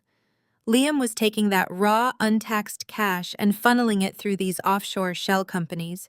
He was creating fake consulting invoices to wash the funds clean, masking the money as legitimate corporate expenses before dumping it into the Vanguard Sterling account. They were laundering the money. I stated the reality of the crime settling heavily in my chest. "Yes," Vance confirmed sharply, "but it gets remarkably worse for Mr. Sterling. In order to move this volume of capital across international borders without triggering federal banking alerts, Liam had to bypass his own firm's compliance protocols. He was actively falsifying federal tax documents to the Internal Revenue Service. He was committing wire fraud across multiple international jurisdictions. And based on these emails, he was taking a 20% cut of the laundered money as a management fee." Caldwell's face on the monitor looked incredibly stern. "The IRS Criminal Investigation Division does not play games with offshore tax evasion, Mrs. Jenkins. And the Federal Bureau of Investigation will absolutely decimate anyone caught committing wire fraud of this magnitude. Liam Sterling has left a massive, glowing digital footprint. Your photographs clearly show his physical signature on the transfer authorizations. He was incredibly arrogant to leave these documents sitting on his desk. He thought I was a stupid broken widow. I said, my voice cold and steady. He thought I was too poor and too uneducated to understand what I was looking at. He told me I was a loser who had no leverage. He threatened to destroy my medical license if I did not sign over Marcus's $50,000 life insurance policy to him today. A heavy silence fell over the room. Vance looked at me with a newfound profound respect. You signed the insurance document, he asked carefully. I nodded. I signed it because I needed him to believe he had won. I needed him to feel completely secure so he would proceed with filing those offshore documents. Arthur let out a low whistle, shaking his head in disbelief. Mrs. Jenkins, you just handed Liam Sterling the rope he is going to hang himself with. By coercing you to sign that document and actively attempting to steal your insurance funds across state lines, he has just added federal extortion to his growing list of felony charges. So what is our next move, I asked, looking directly at the camera to meet Caldwell's eyes. How do we tear his empire down? Vanguard Sterling is legally bound to protect your assets and your identity, Caldwell stated firmly. We will immediately finalize the transfer of the $22 million into a secure domestic account entirely under your name. That money is clean and legally yours by right of survivorship. As for Liam Sterling, our legal team is going to help you compile the ultimate whistleblower dossier. For the next 4 hours, I sat in that quiet mahogany room and worked alongside some of the sharpest financial minds in the country. We systematically organized every single piece of evidence. We categorized the encrypted emails highlighting the exact dates Liam authorized the illegal transfers.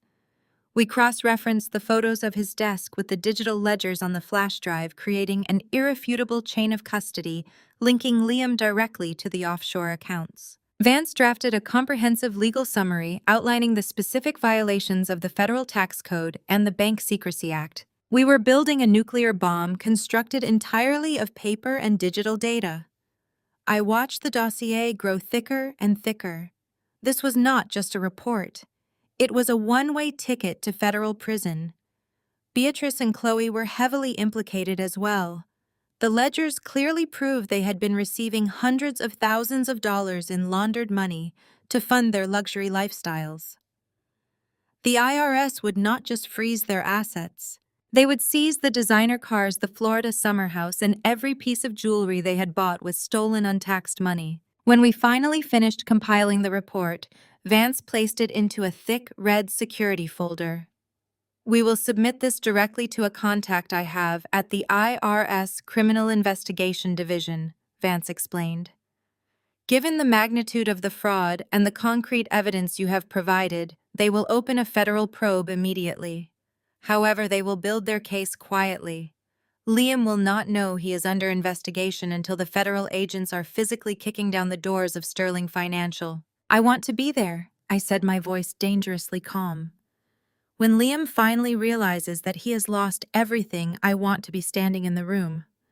I want to look him in the eyes when the federal agents put the handcuffs on him.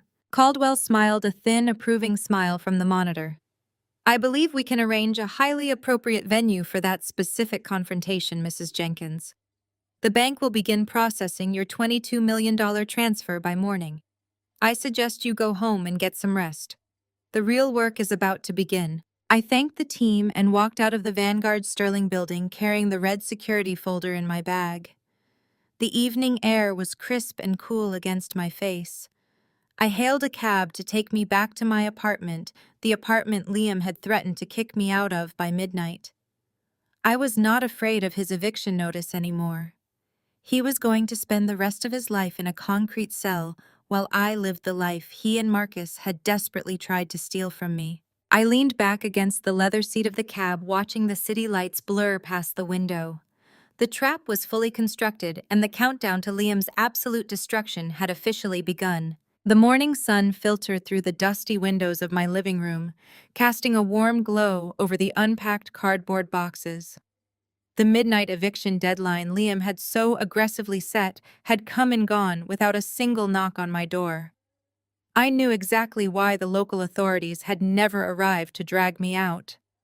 Arrogance. Liam was so utterly convinced of his absolute victory that he felt no need to rush the police to my doorstep.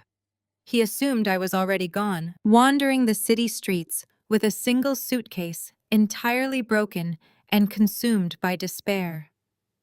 Instead, I was sitting at my scratched kitchen table, sipping a cup of hot black coffee and watching the digital clock on my wall. At exactly 9 in the morning, a sleek encrypted smartphone rested on the table in front of me. Harrison Caldwell had provided it before I left the Vanguard Sterling building, ensuring our communications remained entirely off the grid. The screen lit up with a single secure text message from Caldwell. It read, "Wire transfer protocol initiated. Expected clearing time is less than 2 hours." I took a slow, deliberate sip of my coffee and let a genuine smile touch my lips. The avalanche had officially started. Miles away in the financial district, the atmosphere inside Liam Sterling's glass-enclosed corner office was nothing short of a victory celebration. He had invited Beatrice and Chloe back to his executive suite for a private morning toast. They were drinking expensive champagne out of crystal flutes, reveling in the flawless execution of their cruel master plan. Liam sat behind his massive mahogany desk, casually spinning the gold pen I had used to sign away my $50,000 life insurance policy. He had placed the fraudulent surrender document right in the center of his desk, treating it like a hard-won trophy. Beatrice lounged on the plush leather sofa, looking incredibly pleased with herself. She was already discussing how they should begin restructuring Marcus's hidden offshore wealth. She told Liam she wanted to immediately wire $2 million to a private real estate broker in Palm Beach to secure a luxury waterfront villa. Chloe sat beside her mother, scrolling through designer catalogs on her phone, demanding a massive increase to her monthly allowance, now that the annoying dead weight of a sister-in-law was permanently removed from the family payroll. Liam leaned back in his high-backed leather chair, soaking in their praise. He confidently assured them that the $22 million sitting in the Vanguard Sterling account was entirely safe. He explained his strategy with absolute smug certainty, detailing how he would use a newly forged will to slowly funnel the offshore capital into their domestic accounts over the next 12 months, preventing any sudden IRS red flags. He boasted about how effortlessly he had crushed me yesterday. He actually laughed when he recalled how I dropped to my knees and begged for a lifeline. He told Beatrice that my pathetic performance was the highlight of his professional career. He felt like an absolute king ruling over a financial empire built on stolen money and shattered lives. Then his primary computer monitor chimed. It was a sharp, high-pitched electronic sound, designed specifically to cut through the ambient noise of a busy trading floor. A bright red notification banner flashed across the top right corner of his screen. Liam did not panic immediately. As the shadow financial manager who had originally set up Marcus's complex offshore routing paths, Liam had configured his corporate email to receive automated compliance alerts for any major movement within their shell companies. He assumed it was just a routine administrative ping from the Cayman Islands confirming the monthly management fees. He casually clicked his mouse to open the secure banking portal, taking another sip of his champagne. The screen refreshed, loading a highly classified automated alert directly from Vanguard Sterling Private Wealth Management. Liam lowered his champagne flute. His eyes narrowed as he read the subject line of the notification. The words did not make sense to him. It was a Priority 1 clearinghouse alert. He leaned closer to the monitor, his brow furrowing in deep confusion. The notification detailed a massive, unprecedented movement of capital. Transaction type: total asset liquidation. Status processing. Destination account: domestic private vault. Liam's heart gave a sudden, uncomfortable lurch. Total asset liquidation meant that an entire portfolio was being drained down to zero. He quickly scanned down to the account identification number. His breath hitched sharply in his throat. It was Marcus's primary holding account, the exact offshore account holding the $22 million they were currently celebrating. Liam dropped his gold pen. It clattered loudly against the mahogany wood. He aggressively gripped his mouse, clicking frantically to open the full transaction dossier. The system took an agonizing 3 seconds to load the final authorization page. When the page finally rendered Liam Sterling stopped breathing, the blood completely drained from his face, leaving him looking like a polished mannequin. He stared at the screen, his mind entirely unable to comprehend the data displayed in front of him. Authorizing party Maya Jenkins. Legal authority sole surviving owner via joint tenancy with right of survivorship. Transfer amount $22,400,000 US. No, Liam whispered. The word slipped out of his mouth completely involuntarily. Beatrice paused mid-sentence, lowering her crystal flute. Is something wrong, Liam? She asked, her tone laced with mild annoyance at his sudden shift in demeanor. Liam did not answer her. He could not speak. A wave of cold, visceral terror crashed over him. His hands began to shake violently as he slammed his fingers onto the keyboard. He desperately typed in his administrative override codes, trying to cancel the wire transfer. He hit the enter key with staggering force. A large red box flashed across the center of his monitor. Access denied. Administrative privileges revoked. He typed the codes again, moving so fast he almost knocked over his computer monitor.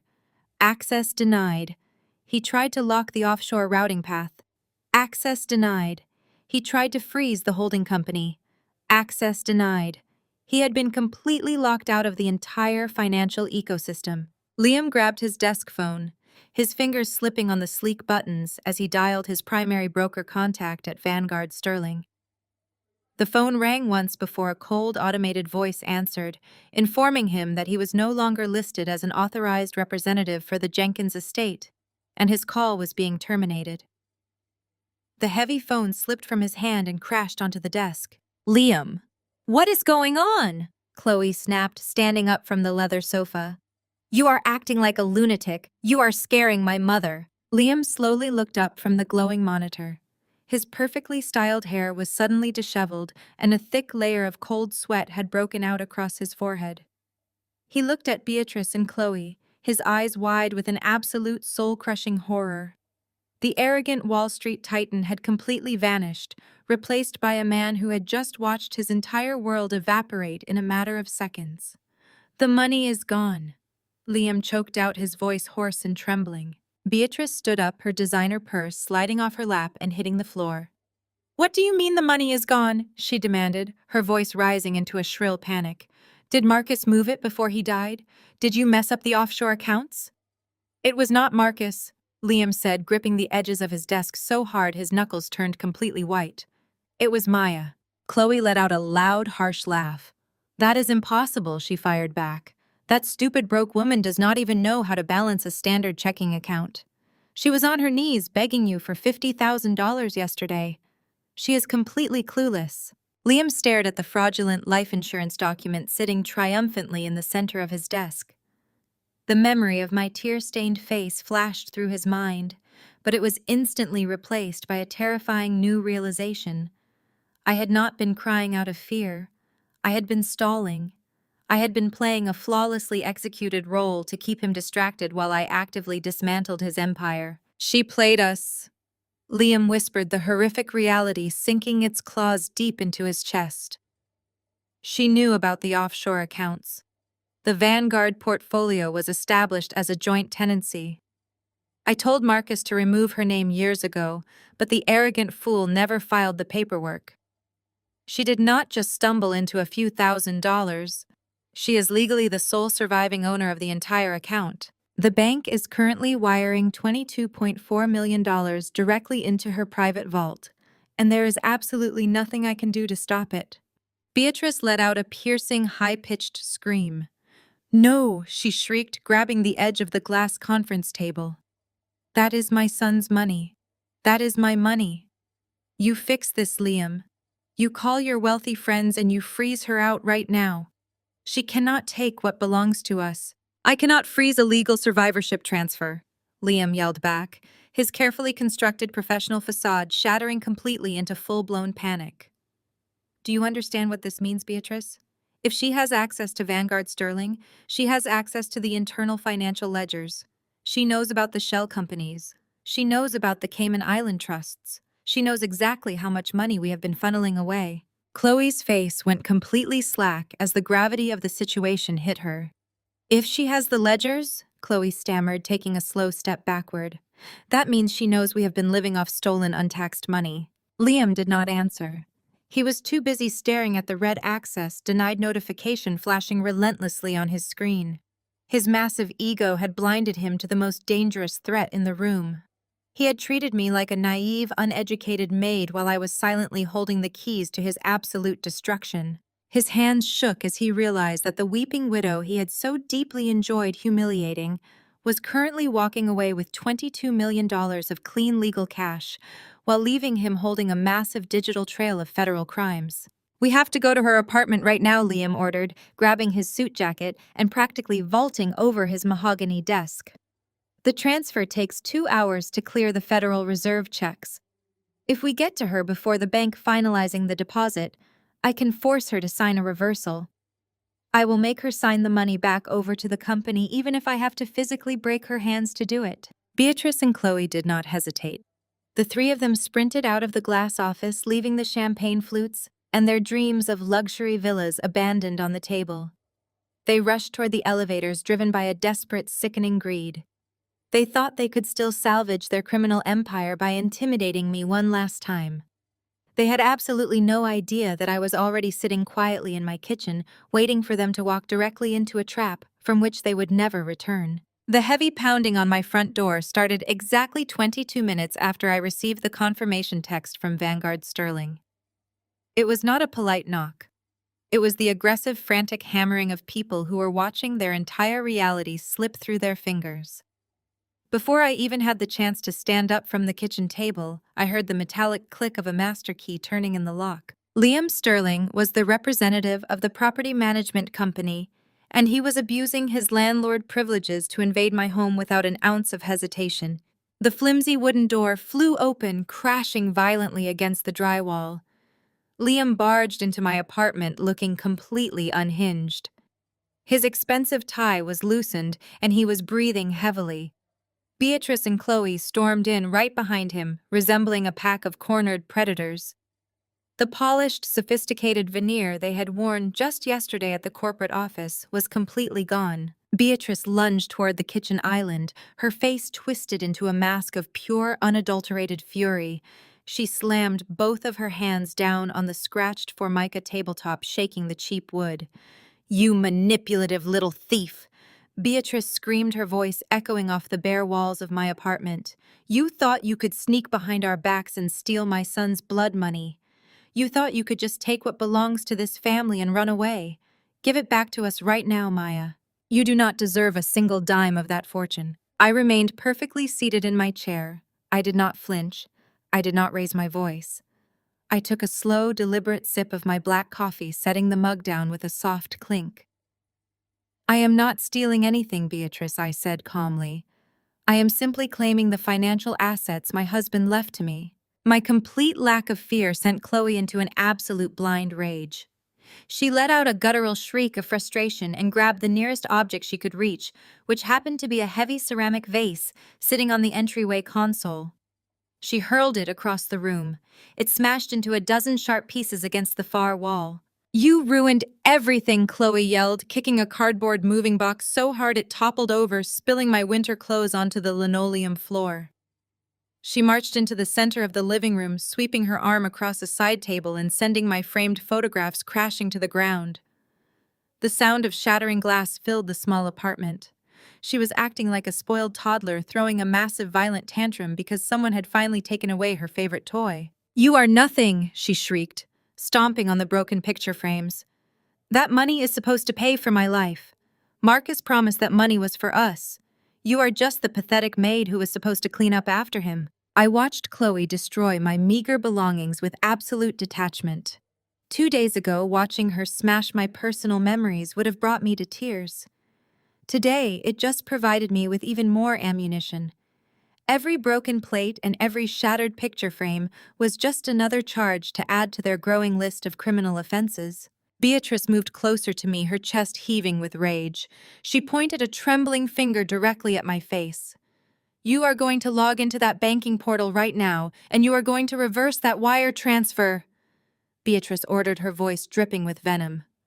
My son worked himself into an early grave to build that wealth. He sacrificed his entire life to ensure his mother and his sister would be taken care of. You were just a convenient cover story, Maya. You were a cheap smokescreen he used to hide his success from the world. Do you honestly believe he ever loved you? Do you honestly think he wanted you to have $22 million? He hated you. He laughed at you. And I will burn this city to the ground before I let a parasite like you walk away with his hard-earned capital. I looked at Beatrice, feeling a profound sense of clarity. She was not mourning her dead son. She was mourning her lost bank account. The only thing she cared about was maintaining her luxury vacations and her designer wardrobe. Her grief was entirely financial. Liam suddenly raised his hand, silencing both Beatrice and his wife. He had spent the last 2 minutes standing near the doorway, observing my calm demeanor and trying to regain his own composure. He took a deep breath, smoothing his suit jacket and adjusting his collar. He was desperately trying to summon the arrogant Wall Street persona he had relied on for his entire career. He walked slowly toward the kitchen table, his polished leather shoes crunching over the broken glass Chloe had scattered across the floor. He stopped right across from me. He reached into his breast pocket and pulled out a thick, folded legal document. The paper looked aged and official, bearing a prominent red wax seal and several signatures. He threw the document down onto the table right next to my coffee mug. It landed with a heavy, authoritative thud. "You really thought you outsmarted me," Maya Liam said, his voice dropping into a low, dangerous register. "You thought you could just waltz into Vanguard Sterling, flash a death certificate, and walk away with a fortune. But you fundamentally underestimate who you are dealing with. I do not lose. Ever." I glanced down at the document without touching it. "What is this?" I asked, keeping my tone entirely flat. Liam offered a cold, triumphant smirk. "That is the last will and testament of Marcus Jenkins." Liam proclaimed, his confidence surging back in a tidal wave of arrogance. "It was drafted and notarized exactly 6 months ago. And it supersedes any archaic survivorship clause you think you have uncovered." He leaned forward, resting his knuckles on the table to intimidate me. "You see, Maya, your husband was a brilliant man, but he was also incredibly paranoid. He knew you were greedy. He knew you would eventually try to sink your claws into his assets if anything ever happened to him. So he took proactive legal measures to protect his family." This document clearly and explicitly states that upon his death, his entire estate, including the Vanguard Sterling offshore portfolio, is to be transferred immediately and irrevocably into a private trust. And guess who is named as the sole executor and primary trustee of that specific fund? Liam tapped his own chest, his smirk widening into a dark, malicious grin. "Me. I control the trust. The $22 million belongs to the Sterling Financial Management Group to be distributed to his mother and sister at my sole discretion. You get absolutely nothing." In fact, according to Section 4 of that document, Marcus explicitly disinherited you, citing irreconcilable marital differences and emotional neglect. I looked at the document again. It was a masterpiece of forgery. The legal terminology was flawless. The formatting was impeccable. The signature at the bottom was a perfect, identical match to Marcus's handwriting. Liam had clearly utilized his elite corporate lawyers and extensive underworld connections to fabricate an airtight, bulletproof legal document in record time. He had probably spent the last 48 hours having this fake will constructed just in case his original eviction plan failed. He was so incredibly proud of his deception. He thought this piece of paper was his ultimate trump card. He thought he could use this forged will to legally freeze the $22 million, tying me up in probate court for the next decade until I ran out of money and was forced to surrender. Beatrice let out a harsh, victorious laugh. She walked over and stood right next to Liam, looking down at me with absolute supreme satisfaction. "You really thought you could beat us," Beatrice mocked, shaking her head. "You thought you were so clever sneaking behind our backs.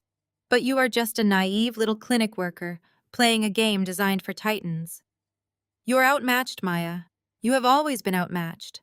Now you are going to call the bank, and you are going to halt that transfer. If you cooperate, Liam might be generous enough to give you a few $1,000s to help you find a cheap motel."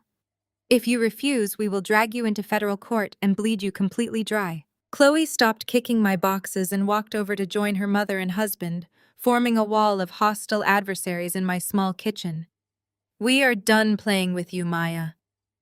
Chloe sneered. Give us the authorization codes right now. The money is ours.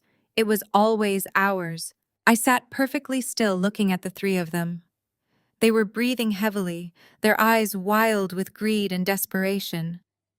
They had broken into my home, destroyed my property, screamed insults at my face, and slammed a highly sophisticated forged legal document onto my kitchen table. They had committed breaking and entering destruction of property and felony forgery, all within the span of 10 minutes. They were handing me every single piece of ammunition I could ever possibly need. I looked down at the forged will again. Liam had put a massive amount of effort into creating this fraudulent masterpiece. He truly believed that this piece of paper gave him absolute control over my destiny. He believed that the American legal system would blindly side with a wealthy white Wall Street broker over a grieving black widow from a working-class background. He was relying on systemic privilege and brute financial force to crush me into submission. But I was not intimidated. I was not afraid of his fake documents or his expensive lawyers. I had spent the last 12 hours working directly with the senior directors of Vanguard Sterling. I knew exactly how the laws of joint tenancy operated in the United States, and I knew that this beautiful, intricate forged will was completely legally worthless. I did not touch the document. I did not reach for my phone to cancel the wire transfer. I did not shed a single tear. I just sat back in my chair, crossing my legs and folding my hands neatly in my lap. I was ready to deliver the exact response that would drive them absolutely insane and push them right into the final stage of my trap. I looked at the three of them standing over me, their chests heaving with the exertion of their own malice. Liam was waiting for me to break. He expected a frantic scramble for my phone, a flood of desperate tears, a pathetic plea for mercy as I frantically attempted to reverse the wire transfer. He was entirely addicted to the power trip of watching vulnerable people crumble under his polished corporate boot. Instead, I simply looked from the fraudulent document back up to his flushed, arrogant face, and I did absolutely nothing. My silence hung in the air, heavy and suffocating, wrapping around their throats like a physical restraint. Liam's triumphant smirk faltered just a fraction of an inch. His eyes narrowed, trying to calculate why I was not reacting according to his precise script. He slammed his hand flat against the kitchen table, rattling my ceramic coffee mug. "Did you not hear me, Maya?" He roared, the sudden volume designed to physically startle me. "I am giving you one final chance to cancel that transaction before I utterly destroy you. If you do not pick up your phone right now and wire that money directly into my trust, I am walking straight into a federal courthouse. I have a team of aggressive corporate litigators on retainer who will file an emergency ex parte injunction to freeze every single asset under your name. I will tell the judge that you committed grand larceny. I will have you arrested for criminal asset misappropriation before the sun goes down." Beatrice nodded eagerly, stepping closer to the table, her eyes gleaming with a sick, vindictive pleasure. "You will look absolutely pathetic in a prison uniform," she sneered, leaning into my space. "The police will drag you out of this filthy apartment in handcuffs, and we will make sure the local news stations are sitting right outside to film it. You will be a convicted felon." Chloe laughed, a sharp, grating sound that bounced off the broken glass she had just scattered across my floor. "Have fun in a federal penitentiary, Maya," she mocked, crossing her arms. "I hear they do not serve your favorite cheap coffee in there. But do not worry, I will be sure to send you a postcard from the luxury villa I am going to buy with my brother's money." I did not flinch. I did not reach for my phone. I did not even look at the forged will resting on the scratched formica table. Slowly and deliberately, I uncrossed my legs and stood up from my chair. If this moment were filmed, the camera would move with a smooth, deliberate grace, panning slowly around my shoulder, coming to rest directly behind my back. It would frame my calm, unwavering silhouette against the three hostile, erratic intruders standing in my ruined kitchen. I turned my back to them, entirely offering them the ultimate display of disrespect. I was treating a Wall Street predator and two entitled socialites as if they were nothing more than a minor passing annoyance. I walked over to the kitchen counter. I picked up the electric kettle I had boiled earlier that morning and poured the steaming water into a fresh ceramic teacup. The gentle cascading sound of the pouring water was the only noise in the room for 10 agonizing seconds. I dropped a chamomile tea bag into the hot water, watching the golden color slowly bloom and spread. "Are you completely out of your mind?" Liam yelled, stepping aggressively toward my back.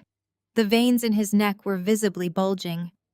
He could not comprehend my total lack of submission. His entire identity relied on people bowing to his aggressive bullying tactics. My domestic tranquility was literally short-circuiting his brain. "I am telling you that I am going to lock you in a federal prison for stealing $22 million and you are making tea." I turned around, holding the warm teacup gracefully in both hands. I took a slow, methodical sip, letting the herbal warmth coat my throat. I looked at Liam over the rim of the cup. His bespoke suit felt suddenly too tight for him. A tiny, imperceptible bead of sweat had formed at his hairline. He was loud because he was rapidly losing control of the narrative. He was aggressive because he was terrified of my silence. I lowered my teacup and looked him dead in the eye, stripping away every single ounce of the submissive widow he thought he had successfully terrorized. "I will see you at the mediation hearing in court," I said, my voice resonating with an icy, unshakable calm. "Just remember to bring that fake will with you, Liam." The word fake hit him like a physical blow to the sternum. The color completely drained from his flushed face, replaced instantly by a sickly ashen gray. His jaw actually dropped. Beatrice and Chloe froze, the cruel, mocking smirks instantly wiped from their faces. They had expected me to cower at the sight of the legal document. They had expected me to be intimidated by the red wax seals and the aggressive legal jargon. They had absolutely not expected me to instantly and casually identify it as a felony forgery, directly to his face without a single shred of hesitation. "You see, Liam," I continued, my tone conversational but laced with absolute lethal venom. "I do not think you actually want to call the police. In fact, I am entirely certain you want to keep federal law enforcement as far away from Marcus's financial portfolio as humanly possible. Because if you drag me into a courtroom and present that fraudulent piece of paper to a judge, they are going to ask a lot of very uncomfortable questions. They are going to ask about the origins of that $22 million. They are going to ask about the Cayman Islands. They are going to ask about your offshore shell companies and the wire fraud and the money laundering. Are you really prepared to open that door today?" Liam physically stumbled backward, his polished leather shoes bumping into the kitchen island. He looked at Beatrice, then at Chloe, completely speechless. His mind was racing a mile a minute, his eyes darting frantically around the room as he tried to figure out how I knew about the offshore accounts, how I knew the will was a forgery, how the weak, exhausted speech pathologist had suddenly effortlessly outmaneuvered a senior investment broker. He was looking at me like I was a ghost. "Get out of my apartment!" I ordered, my voice dropping into a hardened, uncompromising command that left absolutely no room for debate.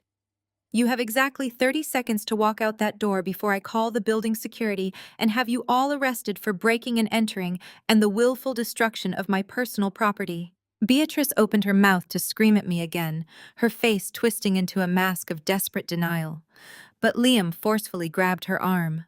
His grip was tight, his eyes wide with the sudden suffocating realization that he had walked directly into a massive, heavily fortified trap. He had brought a forged piece of paper to a gunfight, and I was holding the nuclear launch codes. "Let's go!" Liam choked out, his voice cracking with genuine panic. He physically pulled his mother-in-law toward the shattered front door, not even bothering to pick up the fake will he had dramatically thrown on my table. "But the money," Chloe whined, her voice high and panicked as she stared at the forged document left behind. She reached out, trying to grab the paper that she thought guaranteed her luxury lifestyle. "Leave it," Liam barked, pushing her toward the hallway. "Do not touch anything. Just walk." I stood perfectly still, sipping my chamomile tea, and watched them scramble out of my apartment. They tripped over the cardboard boxes they had aggressively kicked just minutes prior. The sound of their hurried, panicked footsteps echoed loudly down the hallway, followed by the frantic, desperate dinging of the elevator button. They were running. They were absolutely terrified. The apex predators had just realized they were actually the prey. I walked back to the kitchen table and set my teacup down. I picked up the forged will, examining the fake signature one last time. I folded it neatly and slipped it into my handbag, right next to the silver flash drive containing the evidence of their federal crimes. The bait had been completely swallowed. The immediate threat had been flawlessly neutralized, and the path to the courthouse was now completely clear. They thought they were going to mediation to bully me into surrendering my inheritance. They had no idea they were actually walking into their own federal execution. The heavy brass handles of the commercial courthouse doors felt cold against my palms as I pushed them open exactly 3 days later. The grand architecture of the building was designed to intimidate with its towering marble columns and echoing vaulted ceilings. For years, I would have walked into a place like this, feeling incredibly small and entirely out of my depth. But today I walked across the polished terrazzo floor with absolute unwavering certainty. My heels clicked in a steady rhythm, echoing my internal calm. Walking right beside me was Vance, the formidable tax attorney dispatched by Vanguard Sterling. To the untrained eye, Vance looked completely unremarkable. He wore a standard gray suit, sensible shoes, and wire-rimmed glasses. He carried a single, unbranded red security folder. He did not project the loud, aggressive energy of a typical corporate litigator. That was a highly deliberate choice. In the realm of elite financial law, the most dangerous predators never needed to roar. They simply waited for their prey to step into the killing zone. We were directed to Mediation Room 4 on the 7th floor.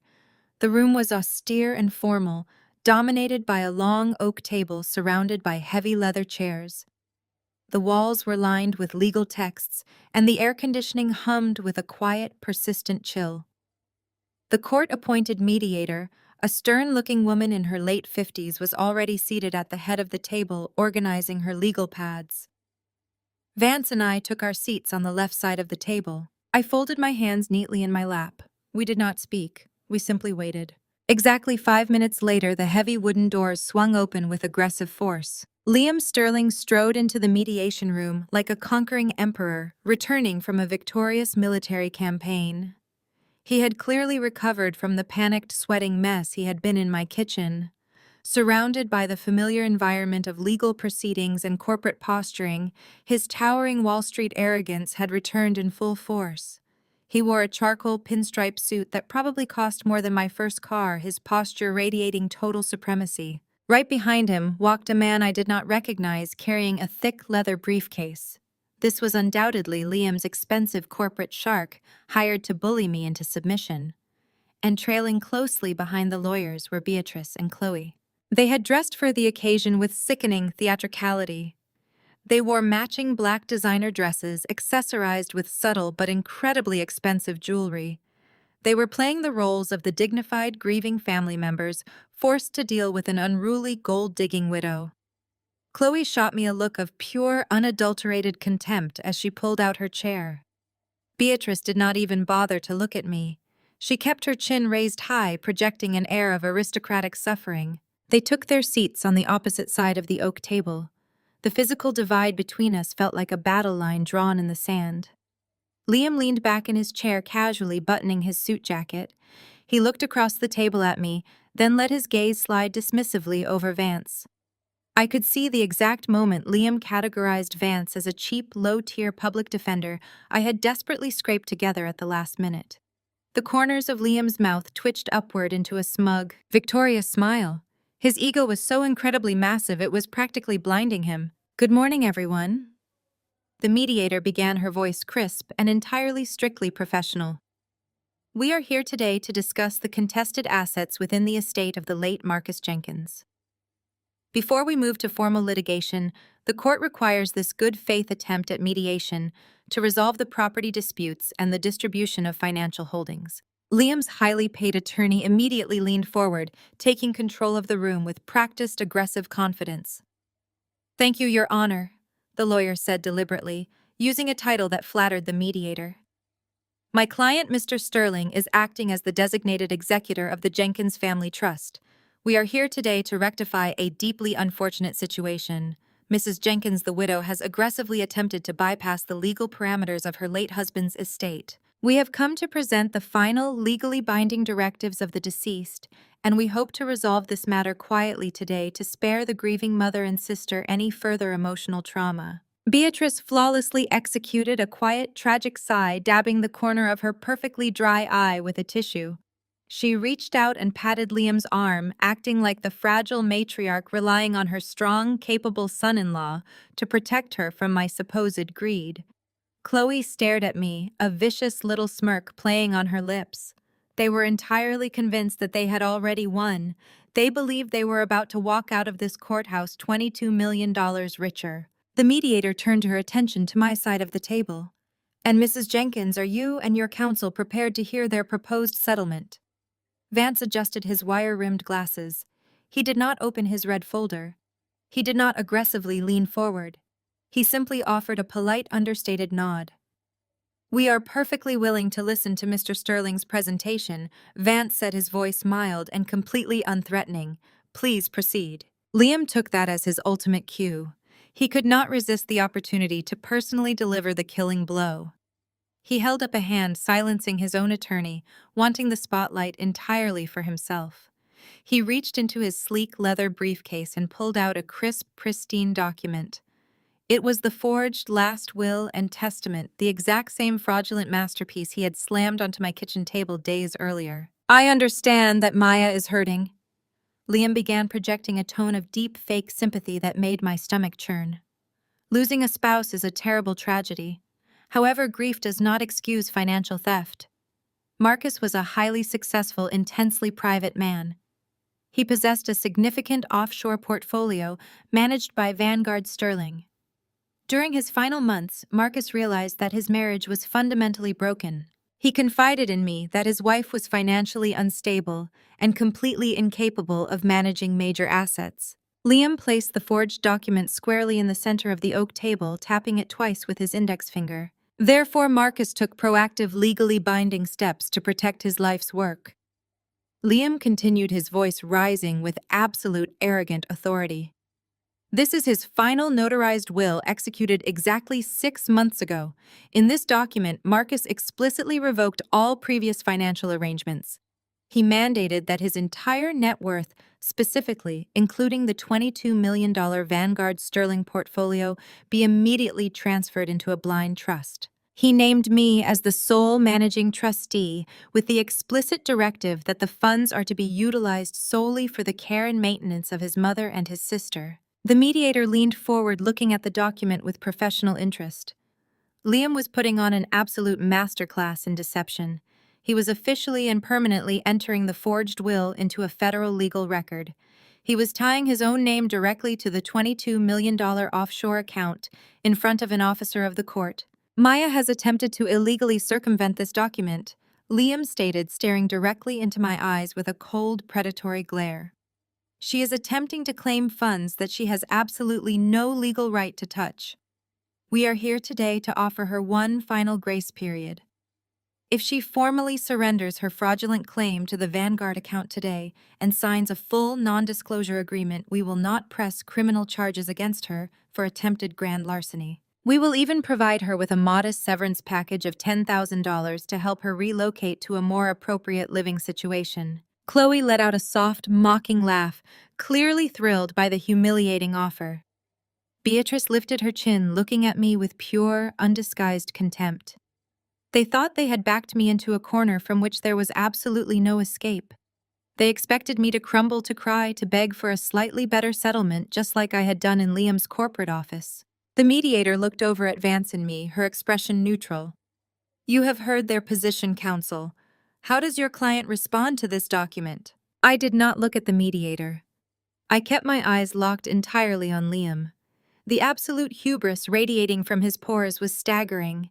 He had built his entire career on crushing weaker opponents with legal intimidation and financial brute force. He had never once stopped to consider that the quiet, exhausted woman sitting across from him was not a victim, but an executioner. Vance slowly reached out and placed his hands flat on the oak table. The mild-mannered, unassuming accountant persona vanished in an instant, replaced by the razor-sharp, terrifying presence of an elite federal tax attorney preparing to dismantle his prey. My client responds with absolute clarity, Vance said, his voice dropping an octave, echoing with a sudden chilling authority that caused Liam's highly paid lawyer to suddenly sit up straight. We reject your pathetic settlement offer, Mr. Sterling, and we are going to demonstrate exactly why that document sitting on the table is the most catastrophic mistake you have ever made in your entire life. Liam sneered at Vance's words, his knuckles turning white as he slammed his hands against the table. His expensive corporate lawyer immediately interjected loudly, demanding that the mediator validate the document and strip me of every single asset. This document is absolute, the lawyer declared, his voice echoing across the room. Maya is a temporary spouse who has no right to this family legacy. Freeze the Vanguard Sterling account immediately. Liam smirked, crossing his arms and looking at me as if I were already defeated. Beatrice leaned back, a look of supreme satisfaction on her face, while Chloe giggled quietly, already celebrating the massive payout she thought was coming her way. They truly believed that this piece of paper was their ultimate victory. Vance did not flinch. He did not even look at the document. Instead, a cold, low chuckle escaped his lips, a sound so calm and mocking that it instantly froze the entire room. The mediator looked up, surprised by his total lack of concern. Liam's lawyer stopped talking mid-sentence, his brow furrowing in confusion. That was a very dramatic performance, counsel, Vance said, a razor-sharp smile cutting across his face as he looked directly at Liam. But it is completely, utterly irrelevant. Liam's smirk instantly vanished. What are you talking about? He snapped, his voice tight with sudden anxiety. That is a notarized will. It legally establishes the Jenkins family trust. Vance slowly shook his head, looking at Liam with absolute pity. Mr. Sterling, you claim to be an elite Wall Street broker, yet you do not understand the foundational laws of asset distribution. Let me educate you. The Vanguard Sterling account was established by Marcus Jenkins as a joint tenancy with right of survivorship. Under United States banking and estate law, a survivorship account is a non-probate asset. Vance leaned forward, his eyes locking onto Liam like a predator cornering its prey. Do you know what that means, Liam? It means it operates completely independently of any will or trust. By law, the very second Marcus Jenkins passed away, full legal ownership of all $22 million automatically and instantly transferred to his wife Maya. It completely bypasses the probate court system. The room fell into a deafening, suffocating silence. Vance picked up the fraudulent will and tossed it Chang aside like a piece of garbage. Therefore, Vance continued, his voice echoing with absolute authority. This document you just submitted into the record is completely worthless. Whether this will is 100% authentic or a highly sophisticated felony forgery, it has zero legal power over the funds. The money belongs entirely to Maya Jenkins, and it does not require a single second of probate court verification. It is already sitting securely in her private account. The entire antagonist front completely collapsed. Liam sat frozen, his mouth slightly open, his face turning a sickly ashen gray. The expensive corporate shark he had hired stared at the table in absolute shock, realizing his client had just dragged him into a legal dead end. Beatrice gasped loudly, her hands flying to her mouth as her dreams of a luxury Florida villa evaporated into thin air. Chloe looked at her husband, her eyes wide with terror, her flawless facade shattering into pieces. They were completely, utterly stunned, staring at us as the crushing weight of the law shattered their empire of lies. I did not give them a single second to recover from the devastating shock. I reached into my handbag, pulled out my phone, and placed it directly in the center of the oak table. With one deliberate tap, I hit play. The crystal-clear audio of Liam's own arrogant voice instantly filled the suffocating silence of the mediation room. It was the exact recording I had captured while kneeling on his office floor. His cruel, boasting words echoed off the walls, detailing how he moved millions of dollars through international waters and managed illegal offshore accounts to hide assets. Liam's eyes bulged out of his head. He scrambled forward desperately, trying to grab my phone, but Vance smoothly intercepted him, firmly pushing his hand away. "You see, Liam," I said, my voice cutting through the room like a sharpened scalpel. "You thought you were an absolute genius when you filed those corporate trust documents today to claim my money. But you made one catastrophic fatal error. By formally submitting those Cayman Island corporate records into a United States commercial court proceeding, you legally verified them. You did not just try to steal my inheritance. You voluntarily handed over a signed, verified confession of international money laundering directly to the federal government." Liam's highly paid corporate lawyer instantly turned pale. He did not say a single word to defend his client. He simply snapped his leather briefcase shut and rapidly stepped away from the table, desperately distancing himself from a massive federal crime. Before Liam could even form a single syllable of defense, the heavy wooden doors of the mediation room burst open. They did not just swing open, they were pushed open with absolute, undeniable authority. 4 individuals marched into the room wearing dark suits and tactical windbreakers. The bright yellow letters across their chests clearly read FBI and IRS Criminal Investigation. Liam Sterling, the lead federal agent, announced, his voice booming across the room with terrifying finality. "You are under arrest for federal wire fraud, tax evasion, and international money laundering. Stand up and place your hands behind your back." Liam physically collapsed back into his chair, entirely paralyzed by sheer, unadulterated panic. 2 armed agents immediately stepped forward, hauling him to his feet and snapping cold steel handcuffs around his wrists. The sharp metallic click echoed loudly, sealing his absolute destruction. Beatrice let out a high-pitched, agonizing wail, grabbing the edge of the table as her knees gave out. Chloe started crying hysterically, backing away from her handcuffed husband as if he were highly contagious. But the lead federal agent was not finished. He turned his cold, uncompromising gaze directly toward the 2 women. "Beatrice Jenkins and Chloe Sterling, do not attempt to leave the city," the agent commanded. "You are both officially being subpoenaed for an ongoing federal criminal investigation. We possess the financial ledgers proving you have been knowingly receiving and spending millions of dollars in tax-evaded, laundered funds. As of this exact moment, your personal bank accounts, your luxury vehicles, and your Florida real estate properties have been entirely seized by the federal government." The sharp crack of a hand striking flesh completely shattered the tension in the room. Chloe had snapped entirely. Her flawless facade dissolved into pure hysteria as she lunged forward, viciously slapping Liam across the face. She screamed at him with a wild, piercing shriek, blaming him for destroying her luxurious lifestyle and dragging her directly into a federal criminal investigation. Liam stumbled backward in his steel handcuffs, completely unable to defend himself as the federal agents quickly stepped in to physically drag his screaming wife away. Right beside them, Beatrice's legs gave out completely. The proud, untouchable matriarch collapsed onto her knees on the hard floor, her expensive designer dress pooling awkwardly around her. The reality of losing her Florida villa, her international vacations, and her entire financial safety net hit her with the force of a freight train. She looked up at me, tears streaming down her pale, horrified face, stripping away decades of her fake superiority. "Maya, please." Beatrice sobbed loudly, crawling slightly toward my chair. "You cannot let them do this to us. You loved Marcus. Please tell them to stop. We are your family." I looked down at the pathetic woman who had called me a useless parasite just days ago. I stood up from my chair, my movements slow, calm, and utterly deliberate.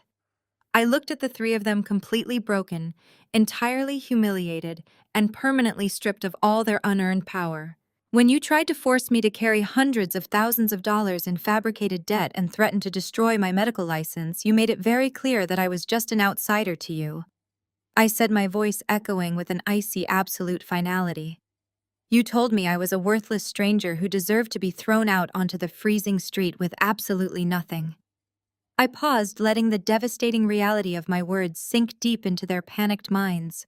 "Well, look around, Beatrice. Now you are the ones who are truly left with absolutely nothing." I did not wait for her to formulate a desperate response.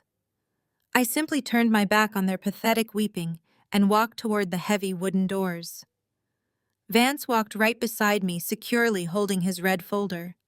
Behind me, the sounds of Liam being read his federal Miranda rights and Chloe screaming obscenities blended together into a chaotic, beautiful symphony of absolute justice. I stepped out of the mediation room and walked down the long marble corridor without looking back a single time. If a camera were filming this exact moment, it would smoothly pull backward in a wide, sweeping shot, capturing my steady, confident footsteps echoing through the grand architecture of the courthouse. I pushed open the massive front doors and stepped out into the crisp, bright afternoon air. Parked directly at the bottom of the courthouse steps was a sleek, jet-black luxury town car dispatched specifically by the directors at Vanguard Sterling. A uniformed driver immediately stepped out, opening the rear passenger door for me, with a deeply respectful nod. I slid into the plush leather seat and closed the door completely, shutting out the noise, the abuse, and the toxicity of the past 10 years. The engine purred to life, pulling smoothly away from the curb, carrying me away from the wreckage of their lives and driving me forward into a completely free, infinitely brilliant future.